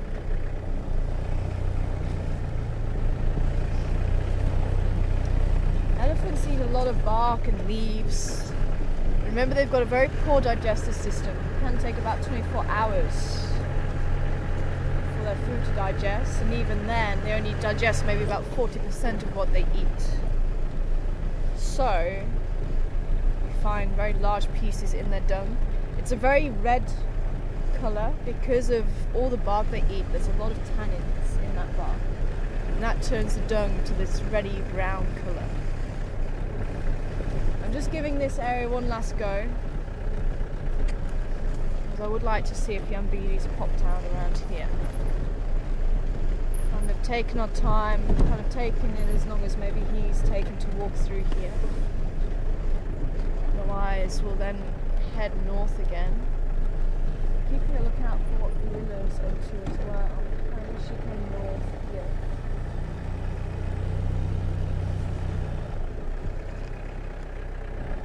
Another drainage line further up, and I think he was further north from where we are.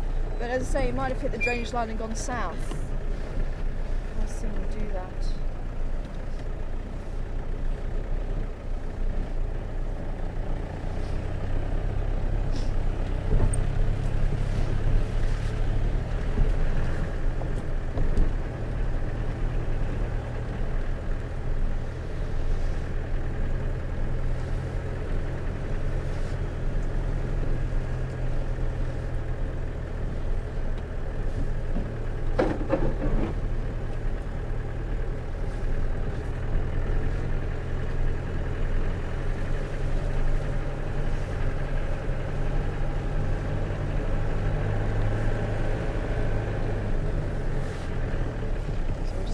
Pop down into the Milwaukee just down here and just have a look, because you never know, we might just be lucky, you never know.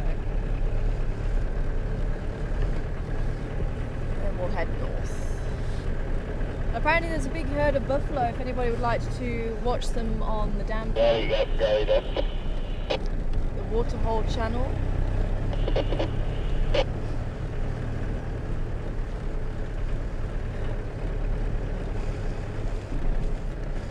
Bob, Jules, Michelle also getting dung number 2 right.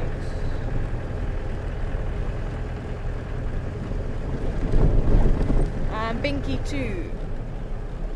Oh, got some leopard tracks going this way too.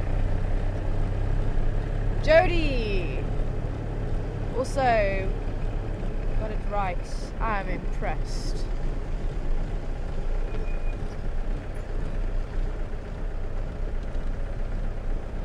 Oh, Cheryl and Sue also getting it right.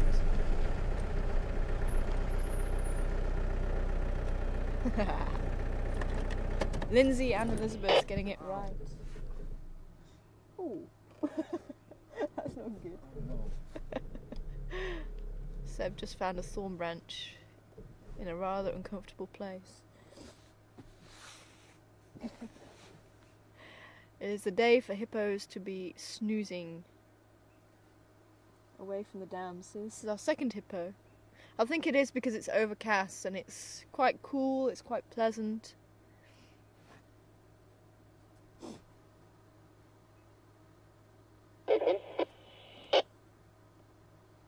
Yeah, go on.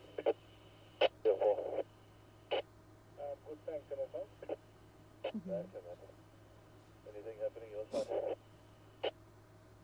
Yeah, nothing much. We just had a brief of Buna this morning at Chalapan, but he had into that Donga and headed west along the Donga position.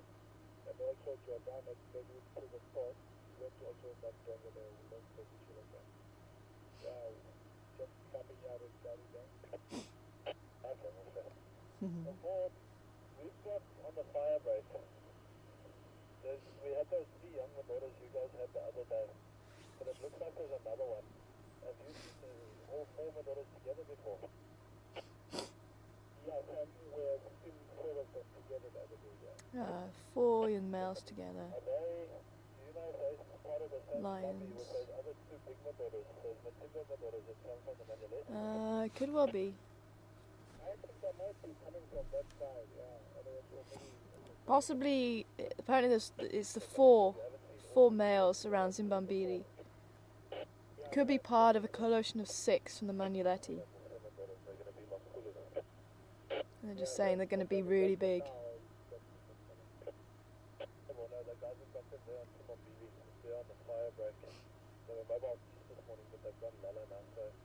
So hopefully maybe tonight they might make their way over towards us. Apparently they're sleeping now, so we're not going to have a chance to see them at Zimbabwe. Okay, well let's let sleeping hippos lie.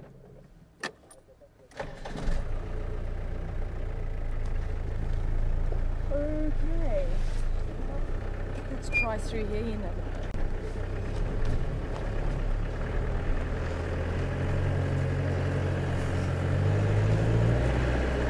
Maybe Karuna's sleeping here.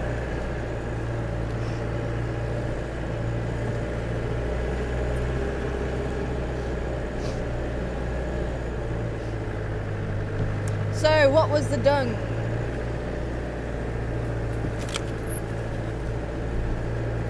Was that about elephant and impala?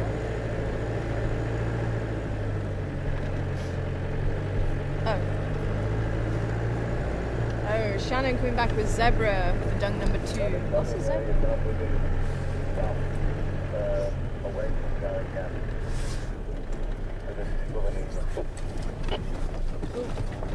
Where is that? Dung 3, we haven't gone to Dung 3, but well done, Cheryl. Well,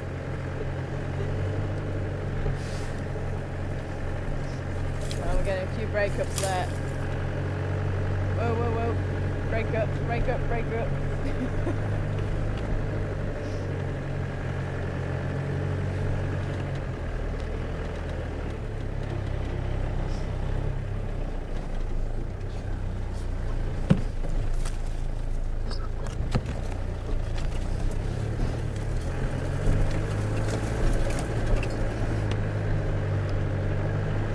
This is actually where we saw the Majingi lions, that very first day in July. Sorry, June, I think it was that we saw them. First time we saw them.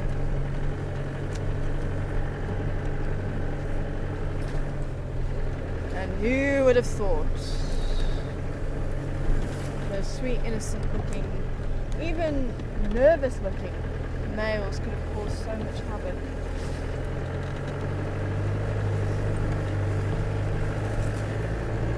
Yep, I can copy you now.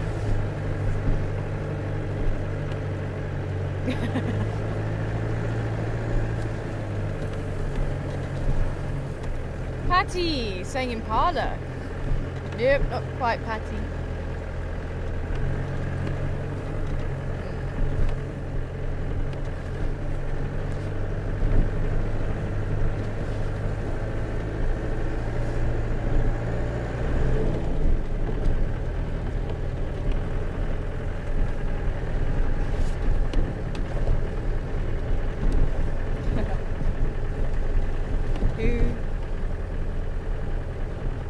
Who was that from Toronto?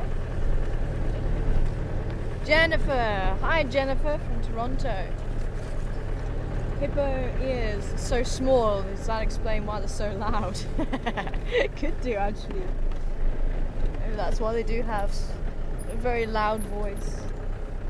But they do actually have a lot of calls underneath the surface of the water that we don't hear. And they'll be able to feel the vibrations as well, and they actually are doing research on the hairs on the chin as a way of listening to those or feeling those vibrations in the water.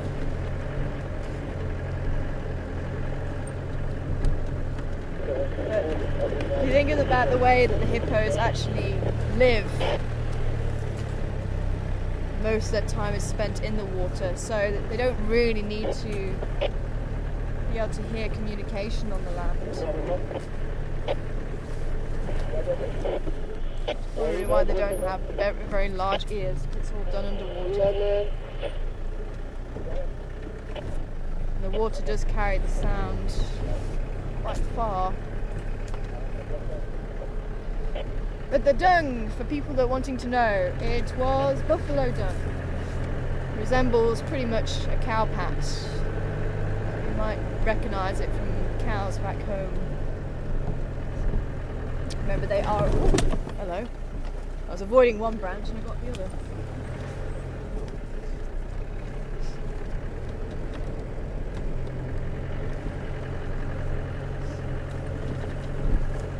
Hi Joe, asking is it not unusual for a hippo to be on the ground, isn't it prey for lion?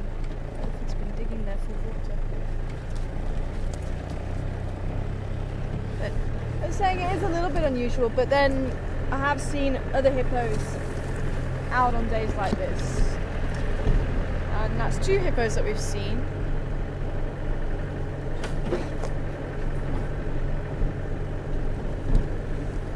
And usually lions should be starting to sleep at this time of day. So they should. Ooh. Little bush buck in there, look.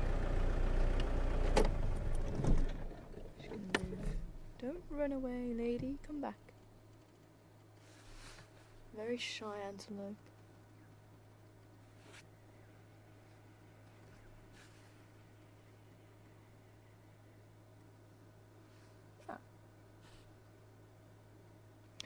So bushbuck. This one we don't often see. We see the nyala a lot more with lines on the side of the body, and then the kudu, which are about twice, if not 3 times larger than the bushbuck. It's probably just a little bit bigger than impalas. Not too much bigger. Hello, squirrel. What are you seeing?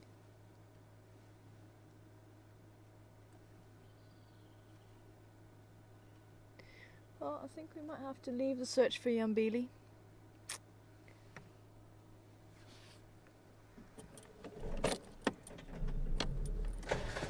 Hi Rose! Wanting to know why do hippos usually spend so much time in the water? Apart from days like this. It's their skin is very susceptible to sunburn, and they also dehydrate very quickly.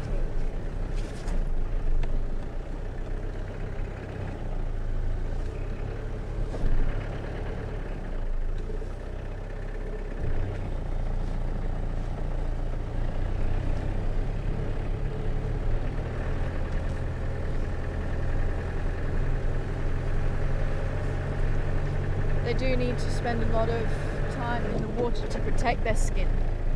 Even though they do have, like I was talking about earlier, that secretion almost looks like it's blood. It's very pink in colour. They still need to have the water to protect their skin from the sun. So that's why they do spend time in the water during the day, and they'll leave the water at night when it's cooler to go and feed. But as I say, this time of year they can and will be out and about during the day. Why is that squirrel calling now? Hello Impala, are you listening to the squirrel? The squirrel's calling over there.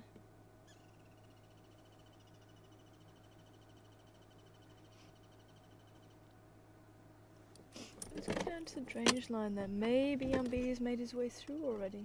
It's right, it's quite high up, I think.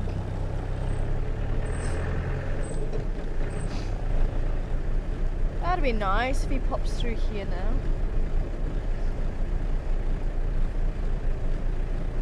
Maybe even Kurula. Let's go and have a quick look.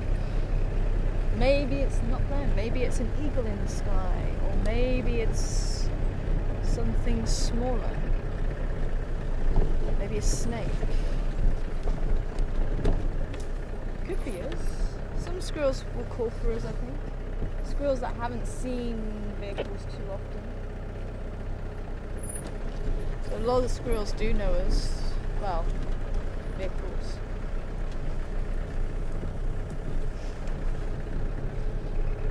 it can be quite difficult to really determine what they're calling out.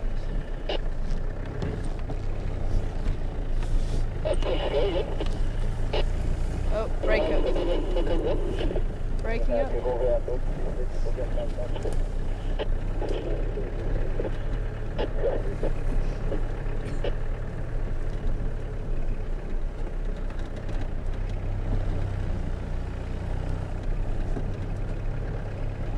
Lots of digging by elephants. Standing by?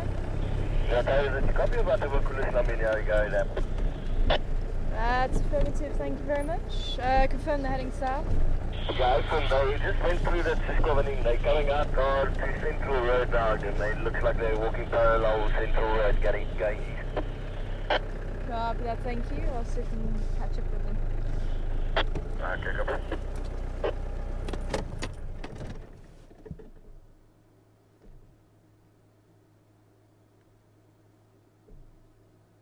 It was that tree there, I think it was sitting in.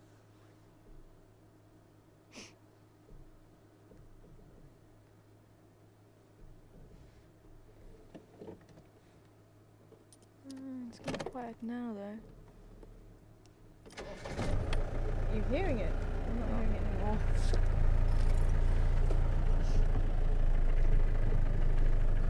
I think this is one of Karula's favourite spots though. We have seen her here a couple of times.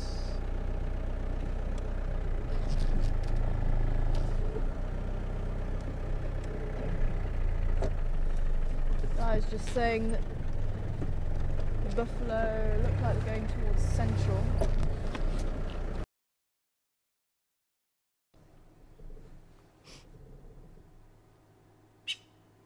Where? Okay. But where? How long ago? I think he's calling just for the sake of calling, that one. Not really paying too much attention.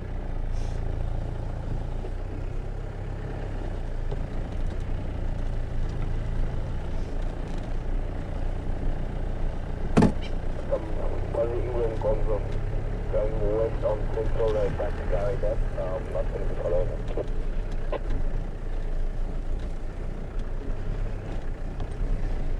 Oh, Yambili, where did you go? Copy that, is it male or female? No. That's Fuzzy, female. Copy, thank you. Does it look fairly fresh? Yeah, it was summer this morning.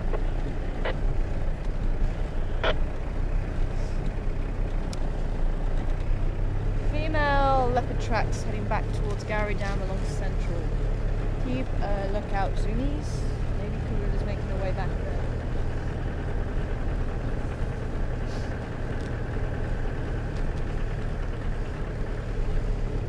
Hi Joe! If this was Karula's territory, or is Karula's territory, why would Yambidi or Dung be here? Oh, female leopards tend to have a territory, and they may overlap slightly with other females, especially here in the Sami Sands. In fact, the territory is the part that's defended, and then home ranges are not defended. So this is the core part of her territory, but she goes into other parts, I think, when food is maybe scarce. And I think that's possibly where Torchwood comes into play, or maybe other parts of the area. So it does depend a lot on, I think, food availability. But she won't necessarily defend that part in Torchwood. She'll just sneak over there and maybe have a look around, see what there is to eat. But the males will often, they'll overlap several female territories. So male territories tend to be a lot larger. And they will also have the same sort of thing, they'll have a home range. But the territories also will be defended.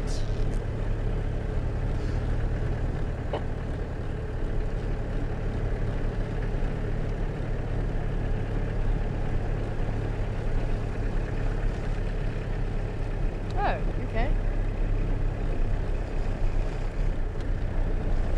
Hi, Ophira. Good morning to you. Maybe there was a bit of cutting out and stuff. So, hopefully I can try and straighten it out for you. I'm checking this road because Induna was seen here at Chelapan and went in here. That's where he went. So he could potentially stay in there. He could pop out anywhere along here. Anything could happen. So I just want to check this side. First of all, the guide said it looked like it was Karula. And then the radio was cutting out and he said Induna. So I asked, is Karula with Induna? And that's possibly where you're getting that from, because it sounded like he was saying Karula was with Induna. I got him to confirm that for me and he said no, it was just Induna. So no Karula and Induna together. And I'd love to know where Karula, apparently you're saying Karula made a kill last night. Oh yes, okay. Apparently she made a kill somewhere on the south by Baboon Pan.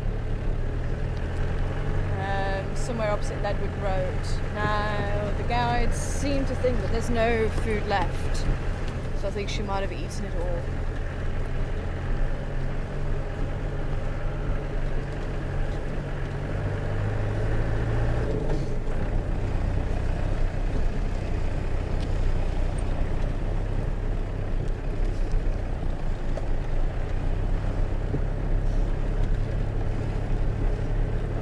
I didn't quite catch the first part of that question.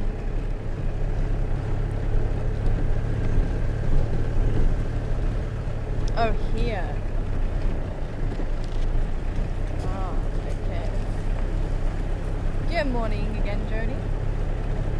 I'm wondering this time if termites, you can hear them whirring around in the termite mound, and are we going to be able to see one? I've never heard the termites running around, even when I've seen them patching up the side of the termite mound. I've never heard them. But then again, I've never really listened, tried to listen. You can feel that the heat that the nest actually generates. You can feel that heat.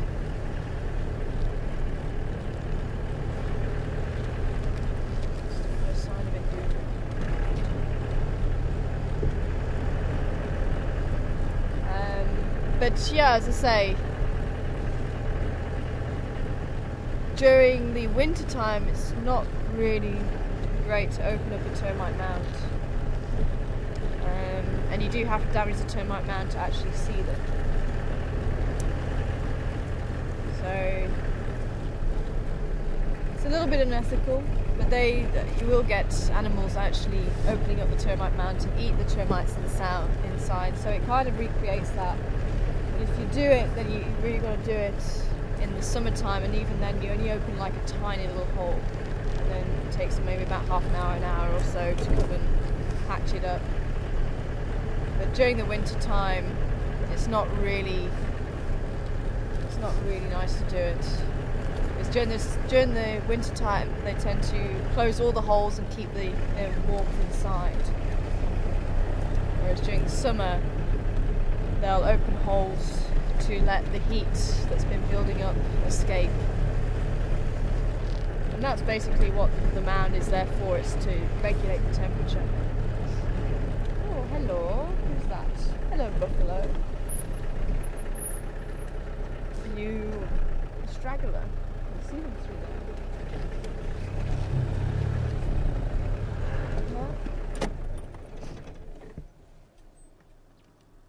And Vera, I'm trying to follow up on Karula. As I say, there's been a lot of leopard activity, but we've unfortunately been in the wrong place at the wrong time.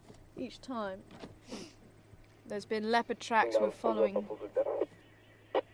some leopard tracks ourselves, male tracks. We went down to Treehouse Dam to have a look, see if we'd gone down there. And then Yambili turned up, so we went over to try and see him, but unfortunately he disappeared into the drainage line before we had a chance to see him. He was sitting on cheetah cut line apparently. And Karula's tracks were seen crossing south over Gary Main and then north back over Gary Main, and apparently there are some more tracks on Central heading towards Gary Dam, so that's why we're here at the moment. Let's say driving along Twin Dams Road, trying to see if Induna's going to pop out. He hasn't yet. No sign of him either. So I'm doing my best. I'm going to try and see if I can find some cats. Had lots of elephants. Been blessed with elephants.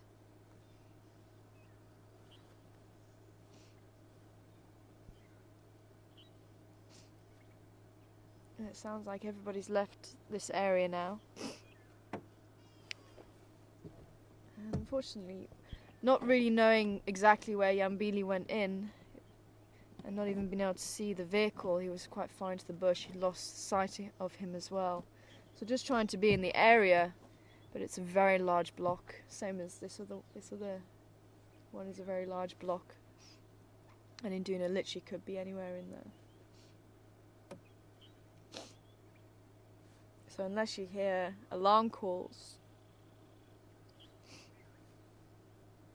then it's not really feasible just to go bundabashing in there, or at least have some idea of where they might have gone.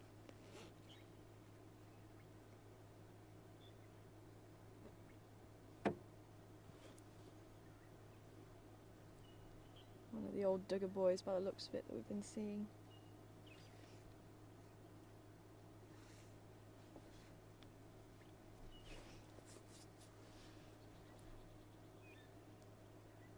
So we'll do a loop around.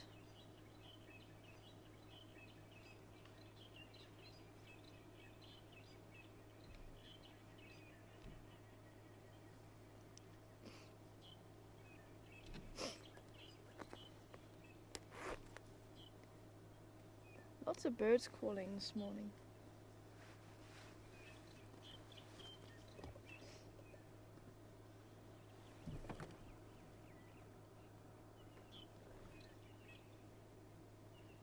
Ooh, can hear the brown-hooded kingfisher, brown-headed kingfisher.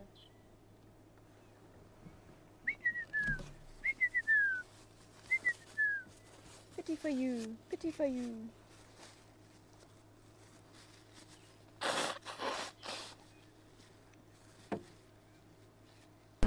Basically, really announce the fact that she's come of age, and any stallions in the area will fight for the right to mate with her, will steal her away and mate with her.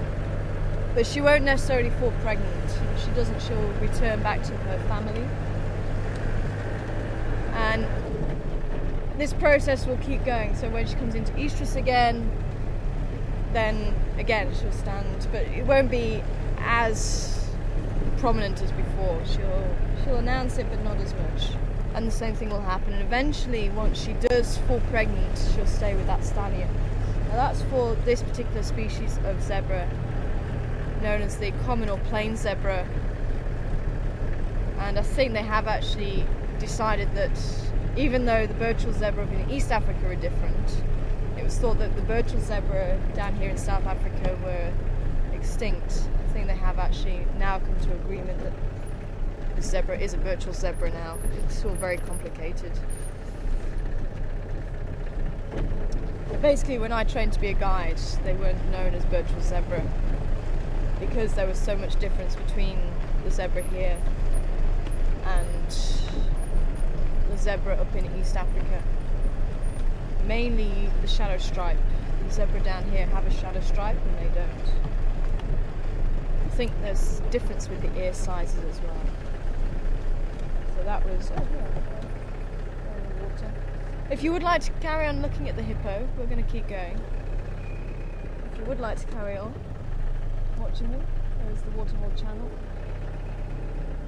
And as I say, maybe at some stage, camera shy, maybe at some stage Karula will pop up.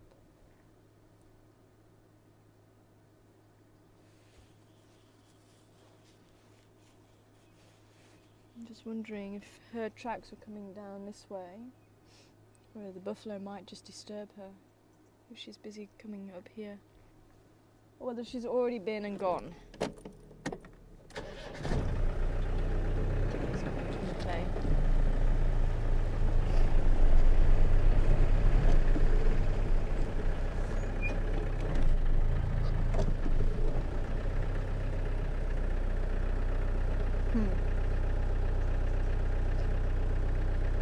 There's a piece of ground down there that looked like a lion. I don't think it is, I'll just double check it then.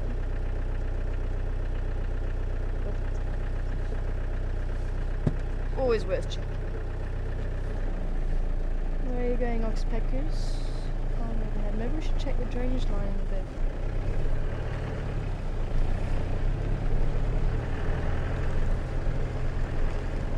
Getting mobile outside, okay?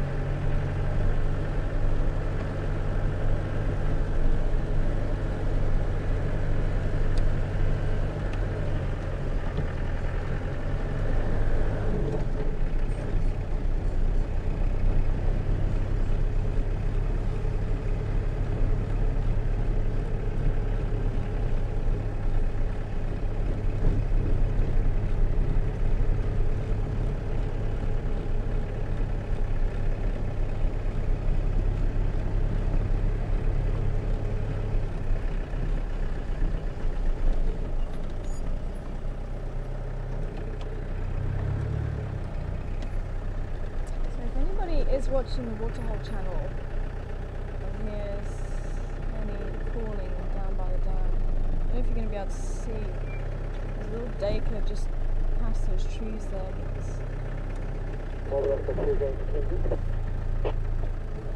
through there, I can see through there.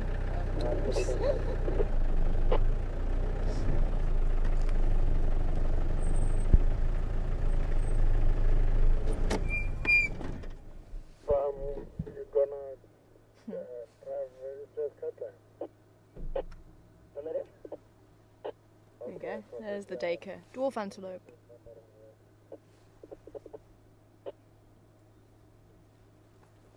And probably it would make up quite a large proportion of the leopard's diet. We have seen Karula with a few dacre kills. And Mishu as well, I think that was his first big kill that we saw him with. It might not have been his first big kill, certainly the first big kill we saw him with.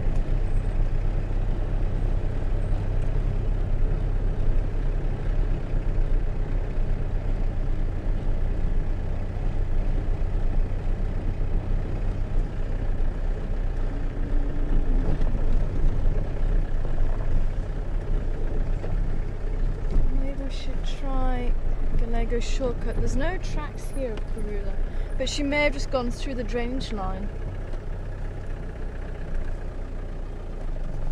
Hyena tracks.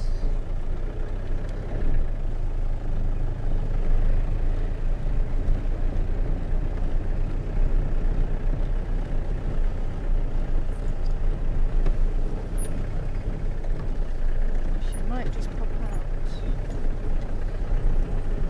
somewhere.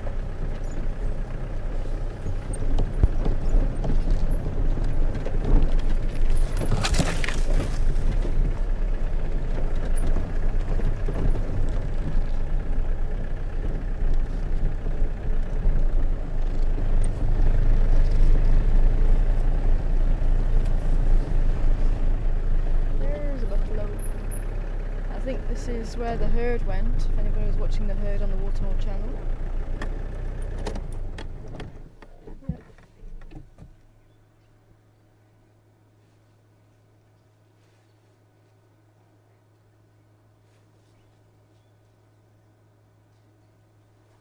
Ah, I can hear there's some more up ahead of us as well. Hi, Debbie. Unfortunately, I can't help you at the moment with that. Yeah, I see you coming along with the Satan from the grass track. Head south from the four-way junction. Just move forward a little bit. Maybe we can get another view of some more buffalo up ahead. Wondering if I can give you an insight into the different tracks of the different leopards. And that's what we were hoping to do. And at some stage what I would like to do is maybe bring the equipment to take another track and cast a track, and it's actually going to have to be a spotted hyena track. Because that's the one that Anton's missing. And I have tried to cast one, but it wasn't a brilliant track. So what I'm going to do over the next few days is actually bring, in the afternoon I think, I suppose I could bring it in the morning. And when we find a nice track, either the leopard or the hyena, then we'll cast it for those people that didn't have a chance to see it and how to do it.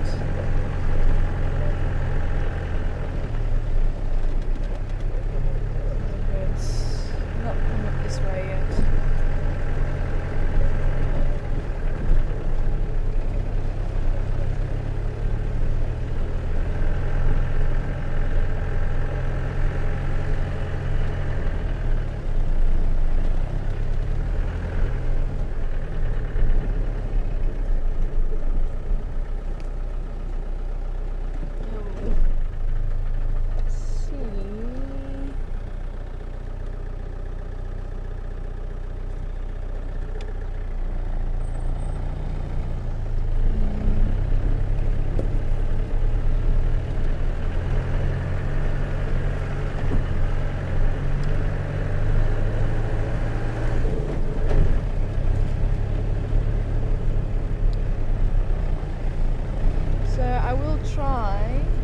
See if we can do that, but unfortunately we needed to get tracks of the leopards as and when they're walking, so we know exactly who it is that's walked there.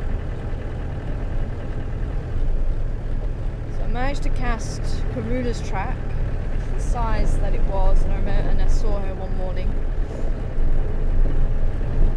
So I managed to cast hers.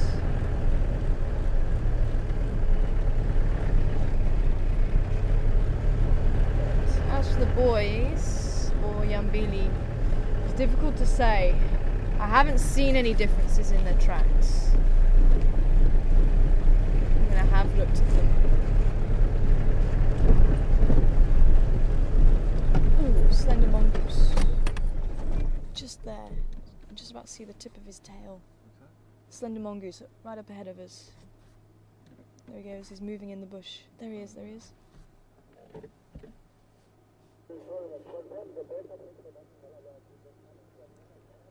Oh, nice. Something there of interest. You don't get a chance to see this mongoose very often. And when you do, it doesn't usually stick around.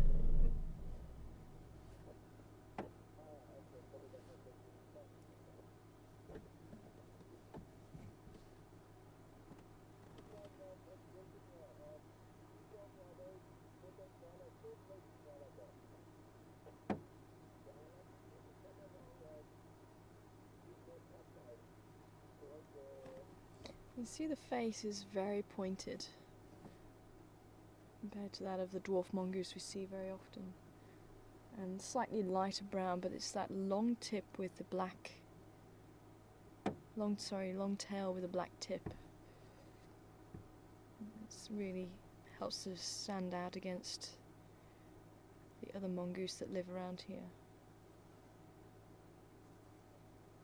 Probably about twice the size of a dwarf mongoose, size-wise.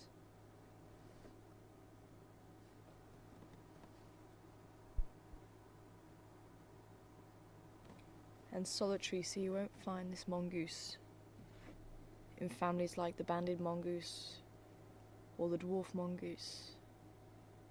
You may find two together if they're mating. Oops.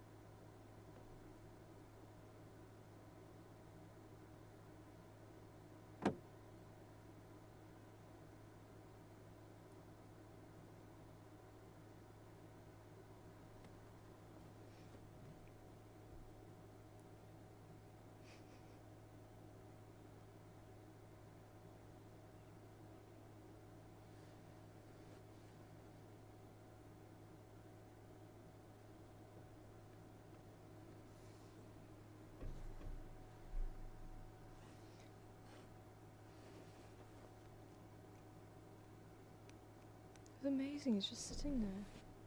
I wonder if he was actually chasing something. Because he was putting his head just into that bunch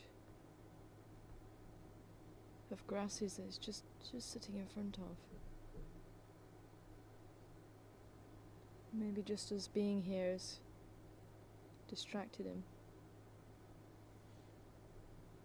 I'm saying him, it could be a he or a she.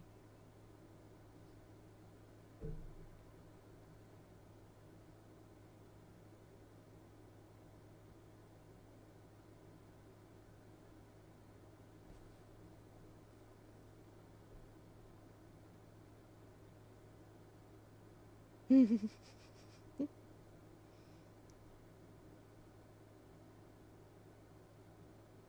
there's one that lives around Gowrie Dam, and I see the zoomies sometimes catch it, especially right underneath the camera. So definitely keep a watch out for that black tip on the end of the tail. Having a standoff now.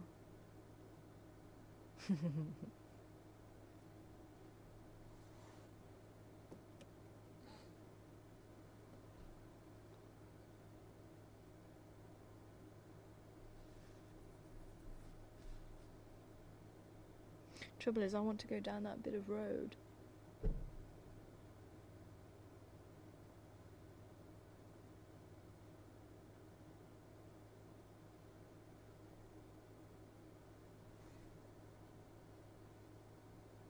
I don't understand. It looks like he's wanting to go back across the road though. Maybe that's what's the problem. He wants to go back across the road, but he's not too sure what we're going to do.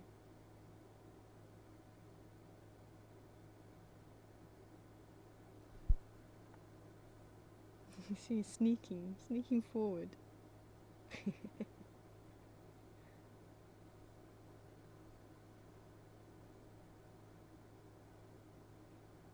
Now, he may look a bit like a weasel, but they're not closely related. Weasels are part of the mustelids, which are the badgers, the otters, the weasels and the stoats.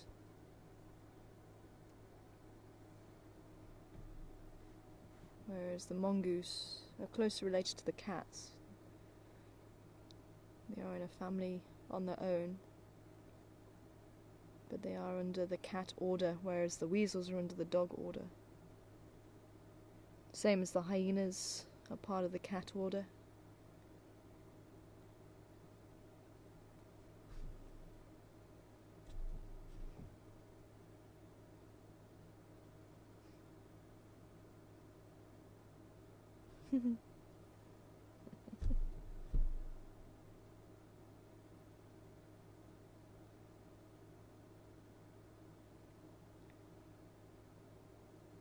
That's quite interesting. Feels relaxed enough to actually start grooming itself in front of us.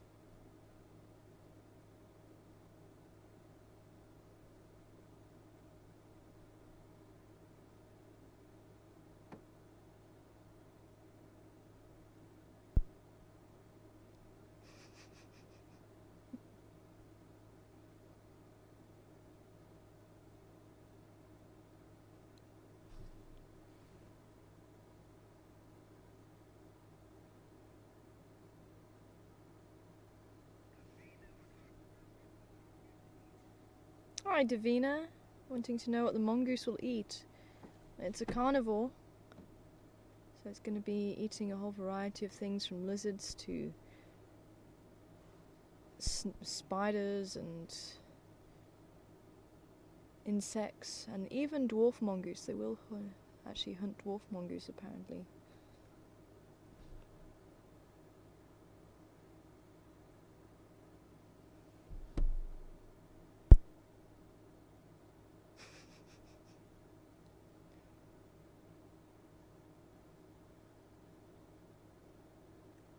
That's amazing.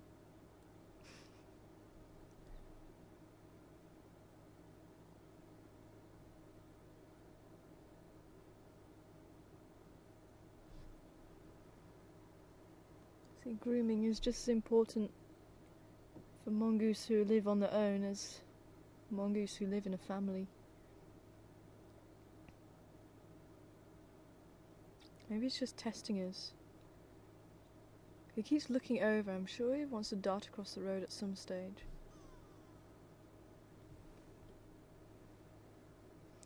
Also there we go. Also eats birds and chicks, things like that. Here he goes. See that little tail held up?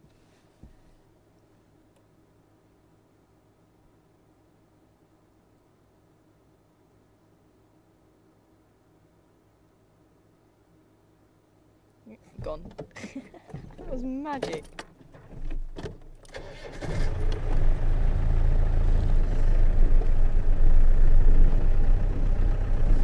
Ooh, lucky, lucky. Oops.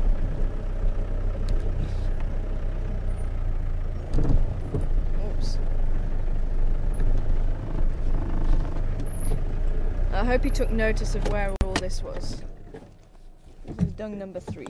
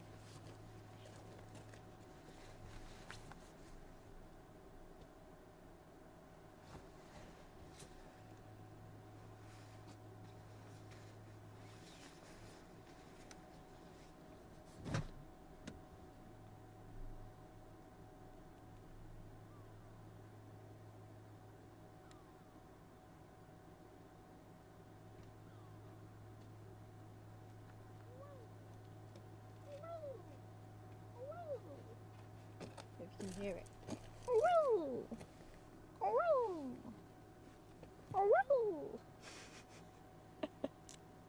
So I just thought I saw a leopard track, but it looks like it is actually a hyena track. Just obscured. Okay, so dung number 3. Here you go. This one's probably the best one. It's actually a bit wrong of me to say. It actually looked like one animal, but looking closer at it, it looks to me like it's a different animal. Probably a bull, which might help you. So again, questions@wildearthsafari.tv. Break it open there so you might be able to see inside.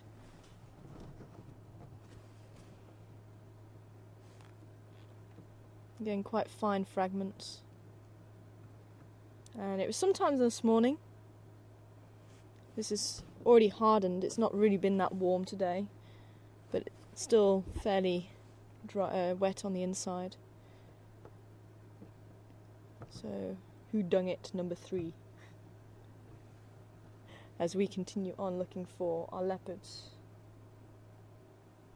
So I think we'll try Gallego shortcut and Rebecca's Road, widen the search a little bit, and Weaver's Nest, see if Induna's popped out that side. We might even be able to go in on the other side, but we'll see how we go.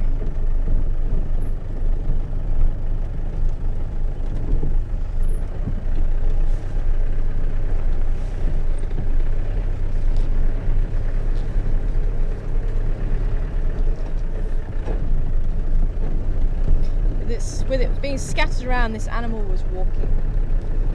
And it's one of the antelope that continue to walk. Should help you. Need to give you something.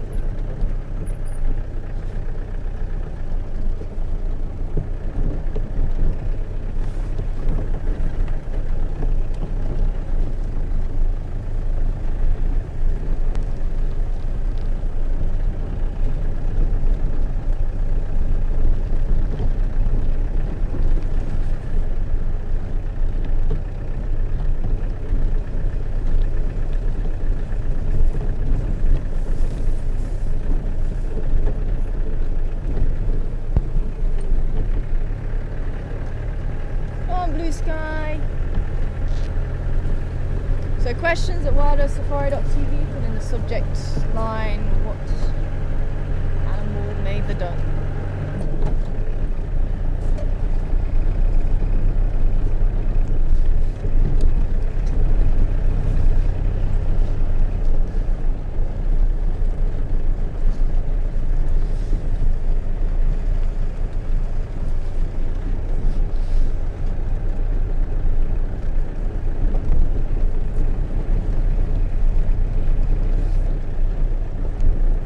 Go away bird was calling. Oh, oh,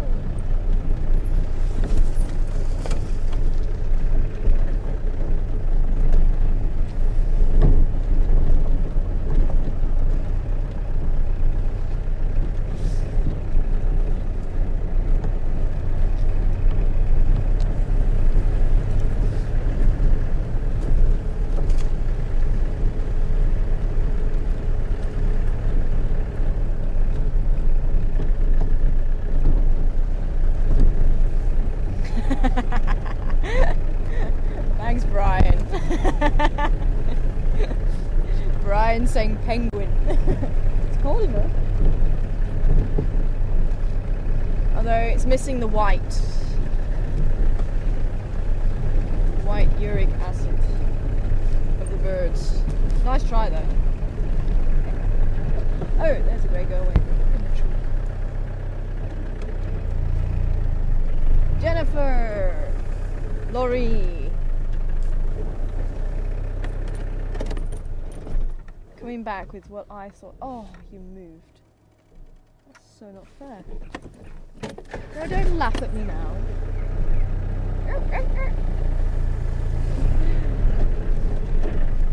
Patty! Nyala! Susie! Right answer.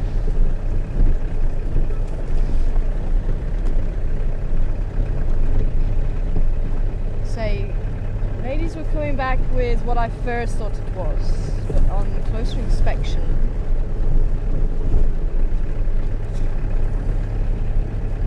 Nana also coming back with the right answer.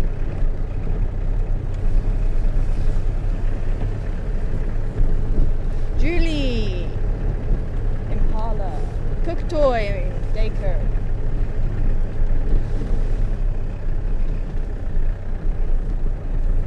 Binky, coming back with the right answer. Michelle, Impala. You see, these ones are a little bit more difficult. Impala and Dakey looking at smaller pellets. A lot smaller pellets.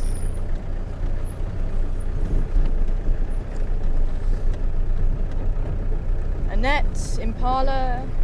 Raisa coming back with the right answer.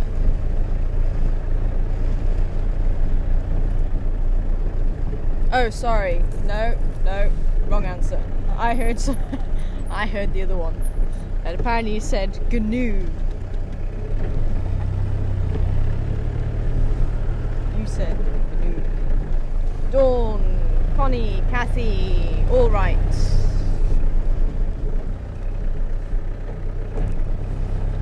Rob, also right.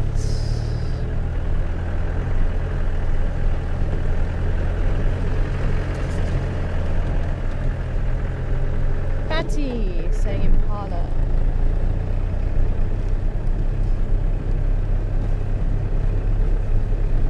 Shirley, Joe with the right answer. And Annette coming back with the right answer this time. Alan, well done.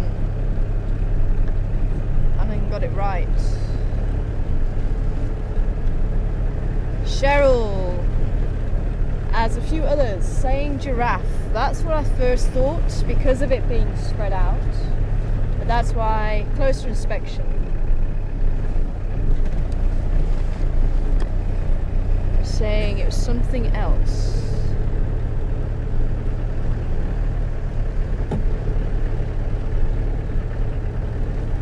Linda coming back, and Amber coming back with the right answer. Well done.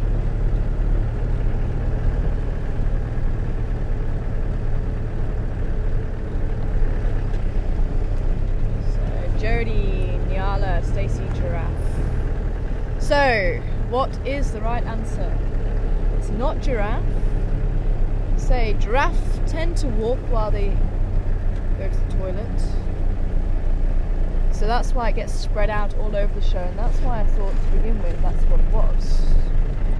But it wasn't spread out over a great distance, but they could have sort of looked at something as they were going. But that's by the by. But usually giraffe dung is a little bit more rounder than what this one is. So if you have a look, this one's quite tapered at the end and it's got an indent, which is why I was putting it on the dashboard like that. So you've got this tapered end and the indent. You can find that in giraffe dung, but you don't really find it in all of the pellets. It's usually squash, so it'll be maybe a little bit of an indent, but maybe not as tapered at the end. Something like that would be more like.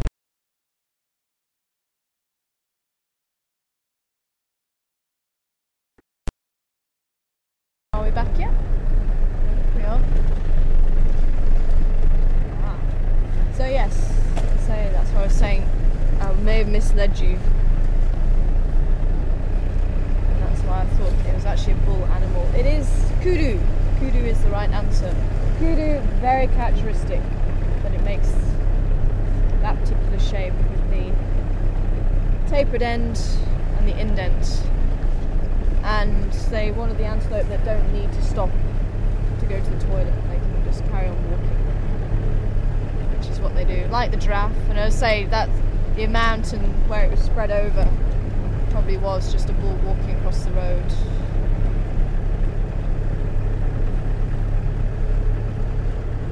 And the fact that it's got very fine parts in it, it had a little bit of leaf that you could see. Kudu are browsers, as are giraffe. But that's where tracks can come in quite handy, because when there is a possibility it could be two animals looking for tracks. I didn't actually see any when I was looking for the hyena track, or the leopard track that I thought was a leopard track. It's hyena.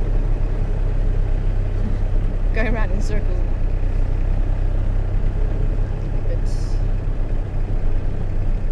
I didn't see any tracks, but that would also help to determine if you're not entirely sure.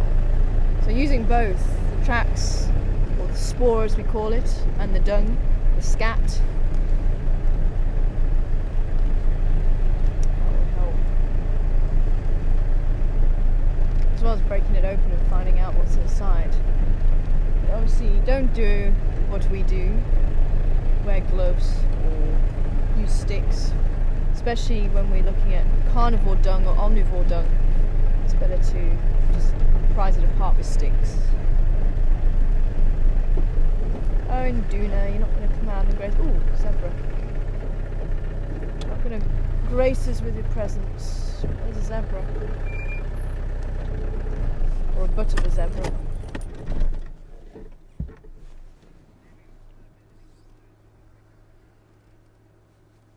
Hi Debbie.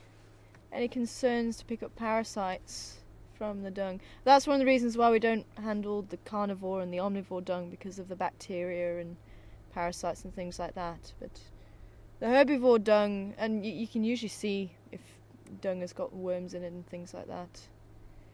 But the herbivore dung is kind of the cleanest dung, if I can put it like that, with it being vegetarian or vegetable matter, vegetation.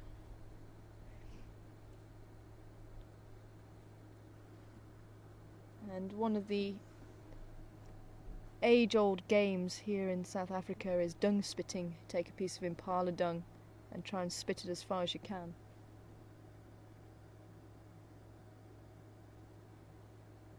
Box troll competition. Unfortunately, I am 2 down, but I don't go recommending anyone just doing it unless you know what you're doing, especially children. Children ask adults first if you're going to try and do something like that.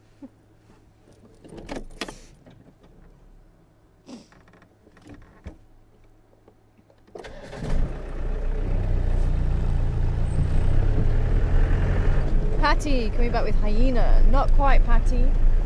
I would not be handling it. Randy was right though, but I wouldn't be handling it. Let's try Rebecca's Road. And Lindsay also right.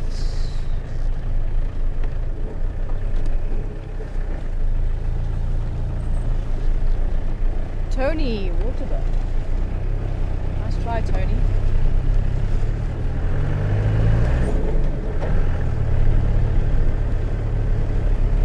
I will do, Randy. I'll wash my hands when I get home.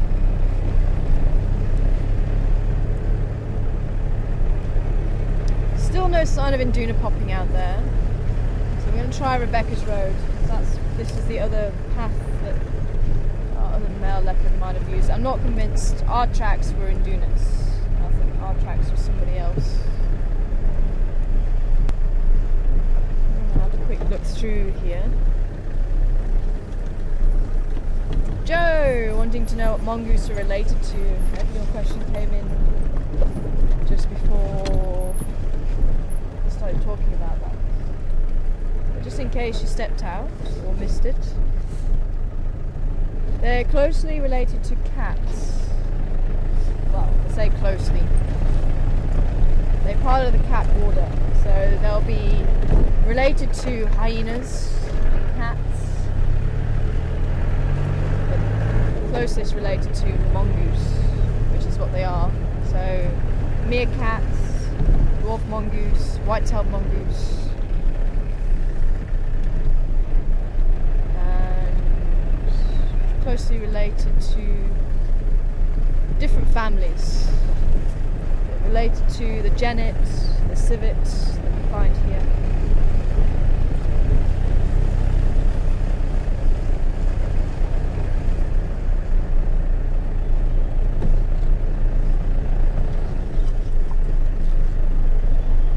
Look, our cat did come up here after all.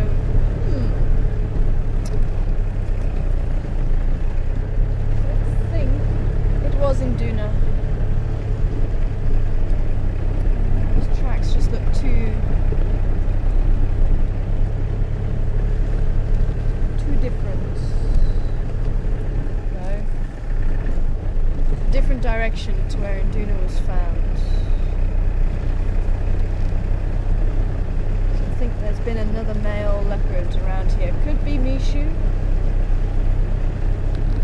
Yambili also a little bit too far away from this area for him to have been him. Oh look, baby giraffe. Hello, baby giraffe. Baby giraffe hiding.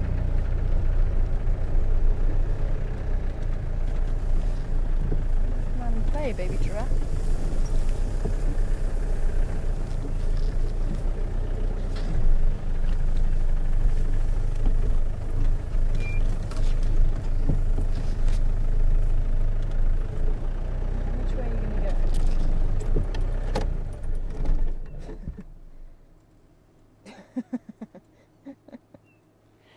Thought it would carry on walking.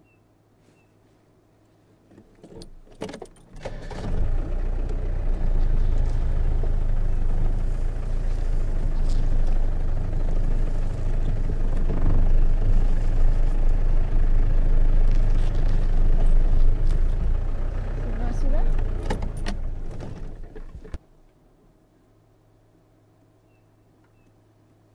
I'd say baby, it's probably about 1.5 years. Mum's probably around here somewhere. You're very interested in us, hey?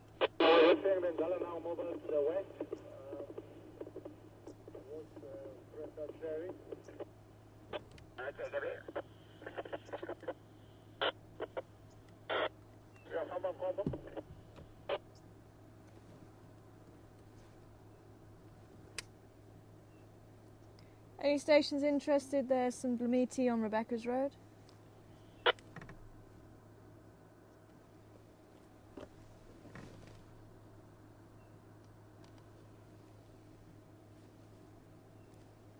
What's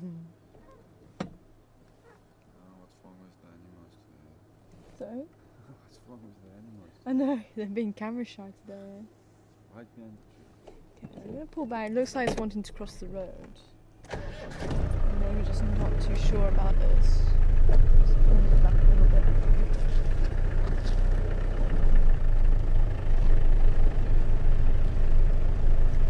I'm pulling back here so you can cross in front of us, little one.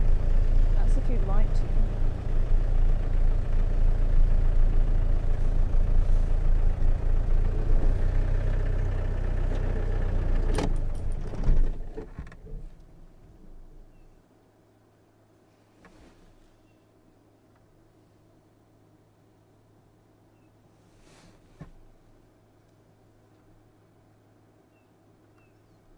Here, the chin spot batis saying 3 blind mice.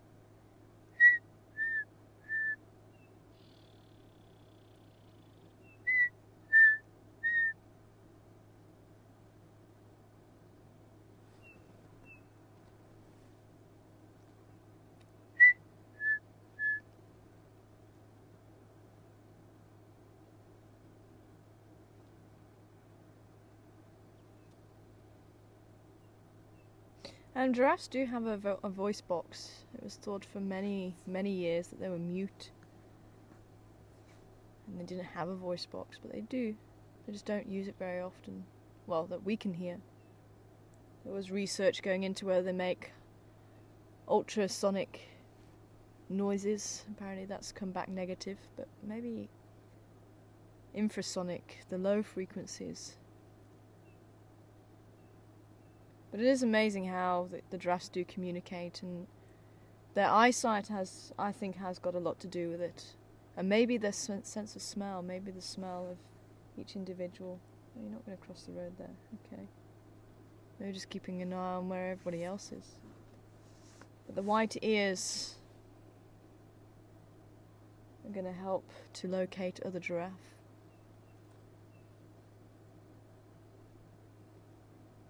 Again, eyesight very important for the giraffe.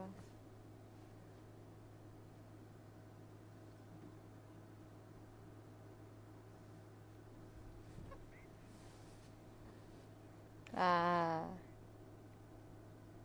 there's. Oh. I'm leaving Combat. There is still very static. Open up. There is another giraffe over there. I can just about see him moving now. That's probably Mum. So you are wanting to cross the road. You're just wanting to cross behind us, hey? Not sure about crossing in front of us. Let me move forward and see if you're going to cross behind us then. Go and join Mum. She's moving quite far from the distance.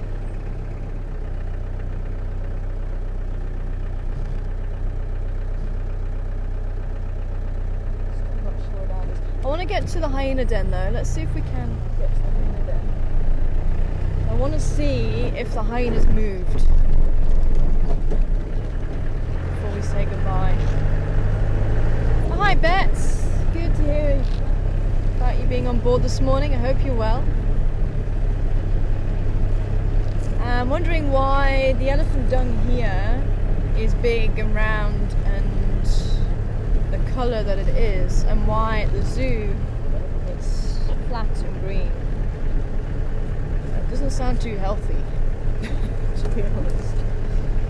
Because even in a zoo, the dung should be big and round. Could it be a lot to do with the diet that they're having? And that's what I was saying about when I was working with the captive animals. If dung was runny, then it could tell you that maybe there was something wrong with the diet. And especially if herbivore dung is runny, that's not usually a good sign. Should be quite nice and dry, but then again it could be that they're having a lot of water, so that's also going to have an effect on the dung. But I know when the giraffe had runny dung that was almost like a cow pat, that was a bit of a problem. That you'd start panicking that you're going to lose a giraffe. Hello Batelier, birds are calling. Actually, we're able to get it in flight. You might be able to see us talking about. You can see no tail, just the legs. Is that going to be awkward for you now?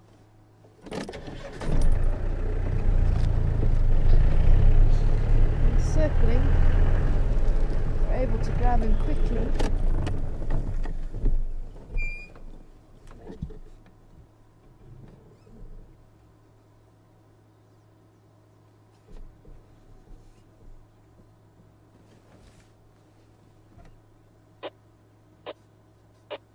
There he is, yeah, you got him?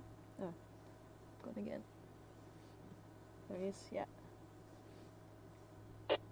Awesome, well done. Female.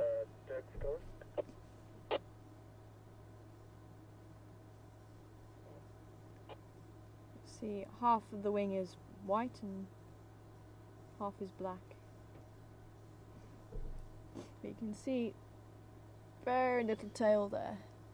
Very characteristic outline of the batelier. You might just be able to work out the legs just a little bit longer than the tail. Awesome, well done, Seb. Not an easy one to do, I'm learning flying.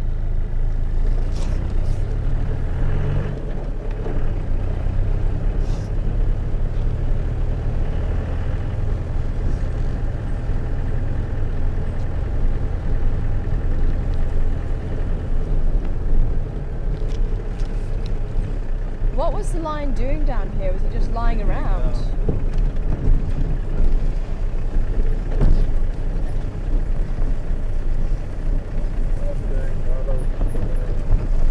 Apparently it was the male of the Styx pride just lying down here. Was he actually round at the den, or was he a little bit further away from the den? Sleeping just next to the den, wow. So I'd quite like to see if the hyenas are still here, because I have a feeling they're probably not. Maybe they've moved on, having been discovered maybe by the lions. I can't see how they wouldn't discover them. But the cubs would probably be inside the den.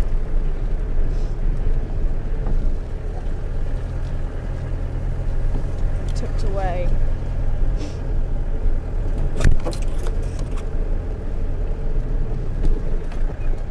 Somebody there.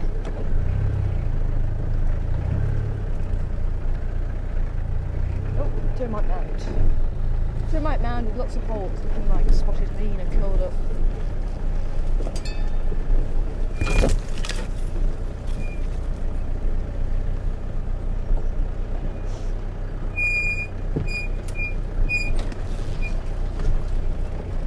But that was quite nerve-wracking.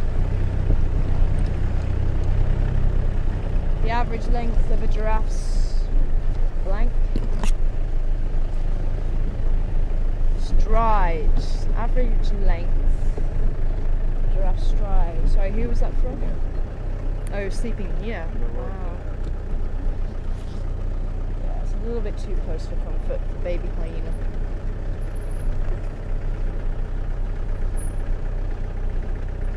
Sorry, who was asking the length of the stride?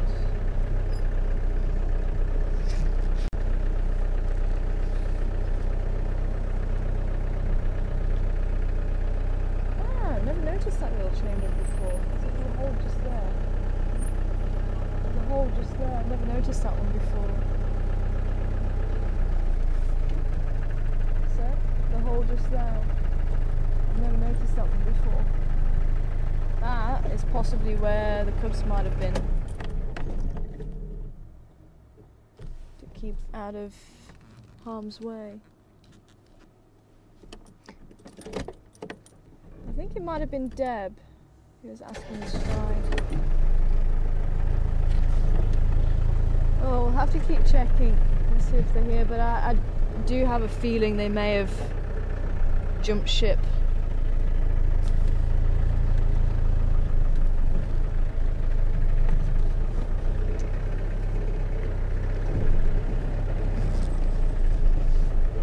And I'm just trying to think how wide, how long the giraffes. Because it'll only, the stride is basically of any animal, basically the same sort of length as their body, and that's also quite useful if you're looking at tracks and you're not too sure what animal it is, and you take the distance between, say, the front track and the front track. It'll have to be the same. It can't be the front track and the back track. That should give you an idea of how long they are. So the length of a giraffe's body, I think, is about 1.5 meters.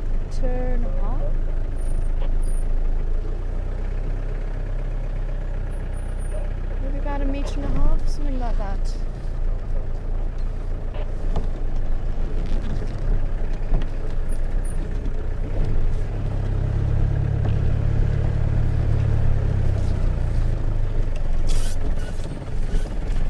Same as a human, should be the length of your body, your stride, apparently.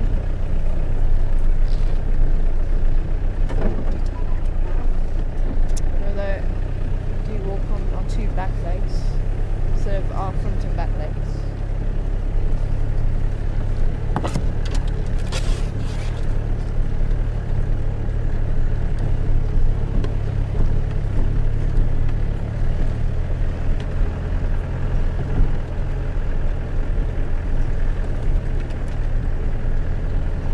Just the torso.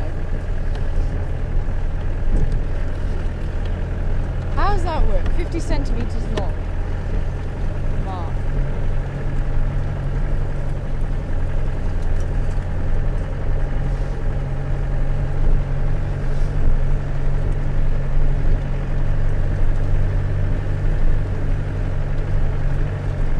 Hi, Dawn.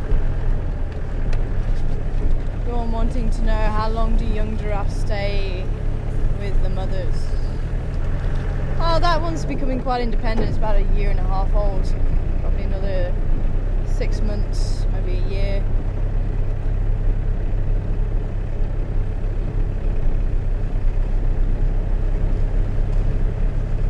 But it's a slow process. They'll start just becoming independent. I'm sure that there's something to that with the humans. I'm sure there is. Like if you take one big step. I remember doing something about it in school, and you had to measure you had to try and take as big a step as possible. Maybe it's not our normal stride. But there's something about it, or maybe going from our like with the animal, you take the front left leg and then you take it to the next front left leg. So it would be your left leg and go to where your next left leg is. I think it's that distance. It's the same as your body. I don't know, I have to try and work it out again. It was something along those lines. But it's very useful with the animals.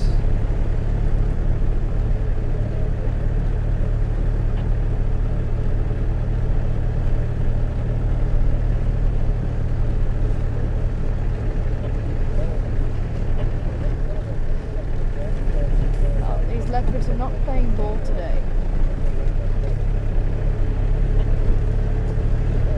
Let's go and check out the quarantine area.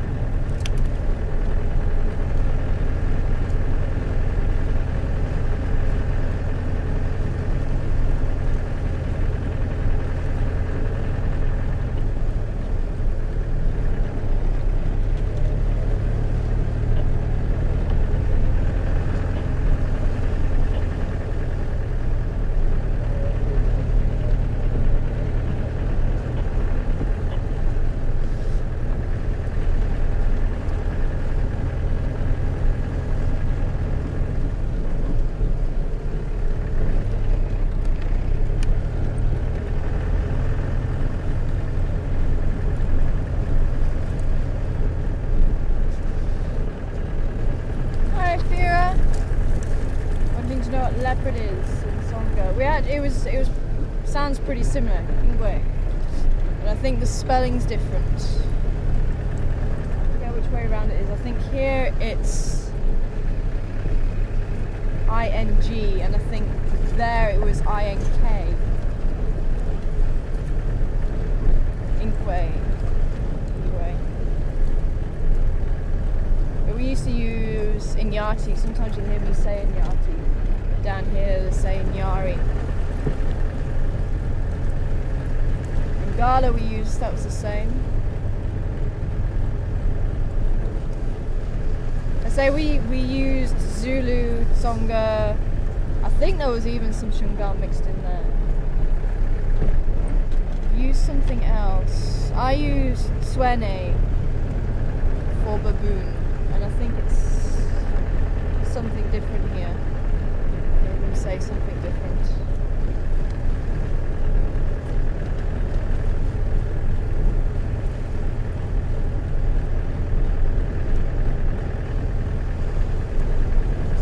And giraffe also. Giraffe's a different one. There's Glamiti. There is. I forget what it is now. I think that's the one that everyone uses here. Ooh, dwarf mongoose. Oh. No, gone. Try and show you the difference between dwarf mongoose.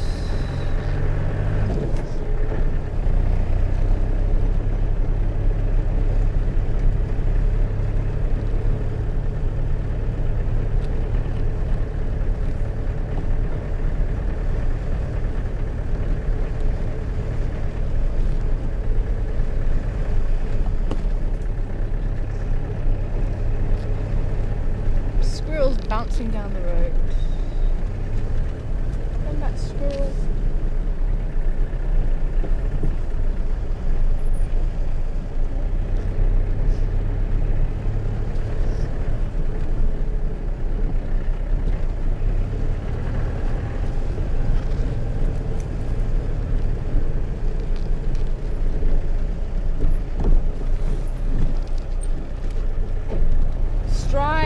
walking giraffe, 15 feet long, but how many meters is that?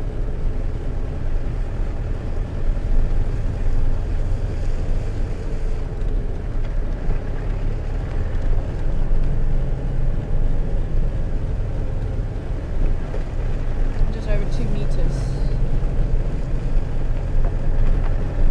Yeah, so that would be roughly about the same body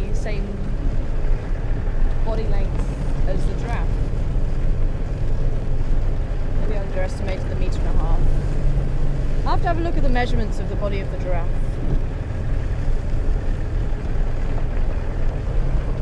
So the stride of a giraffe, apparently 15 feet. Just over 2 meters.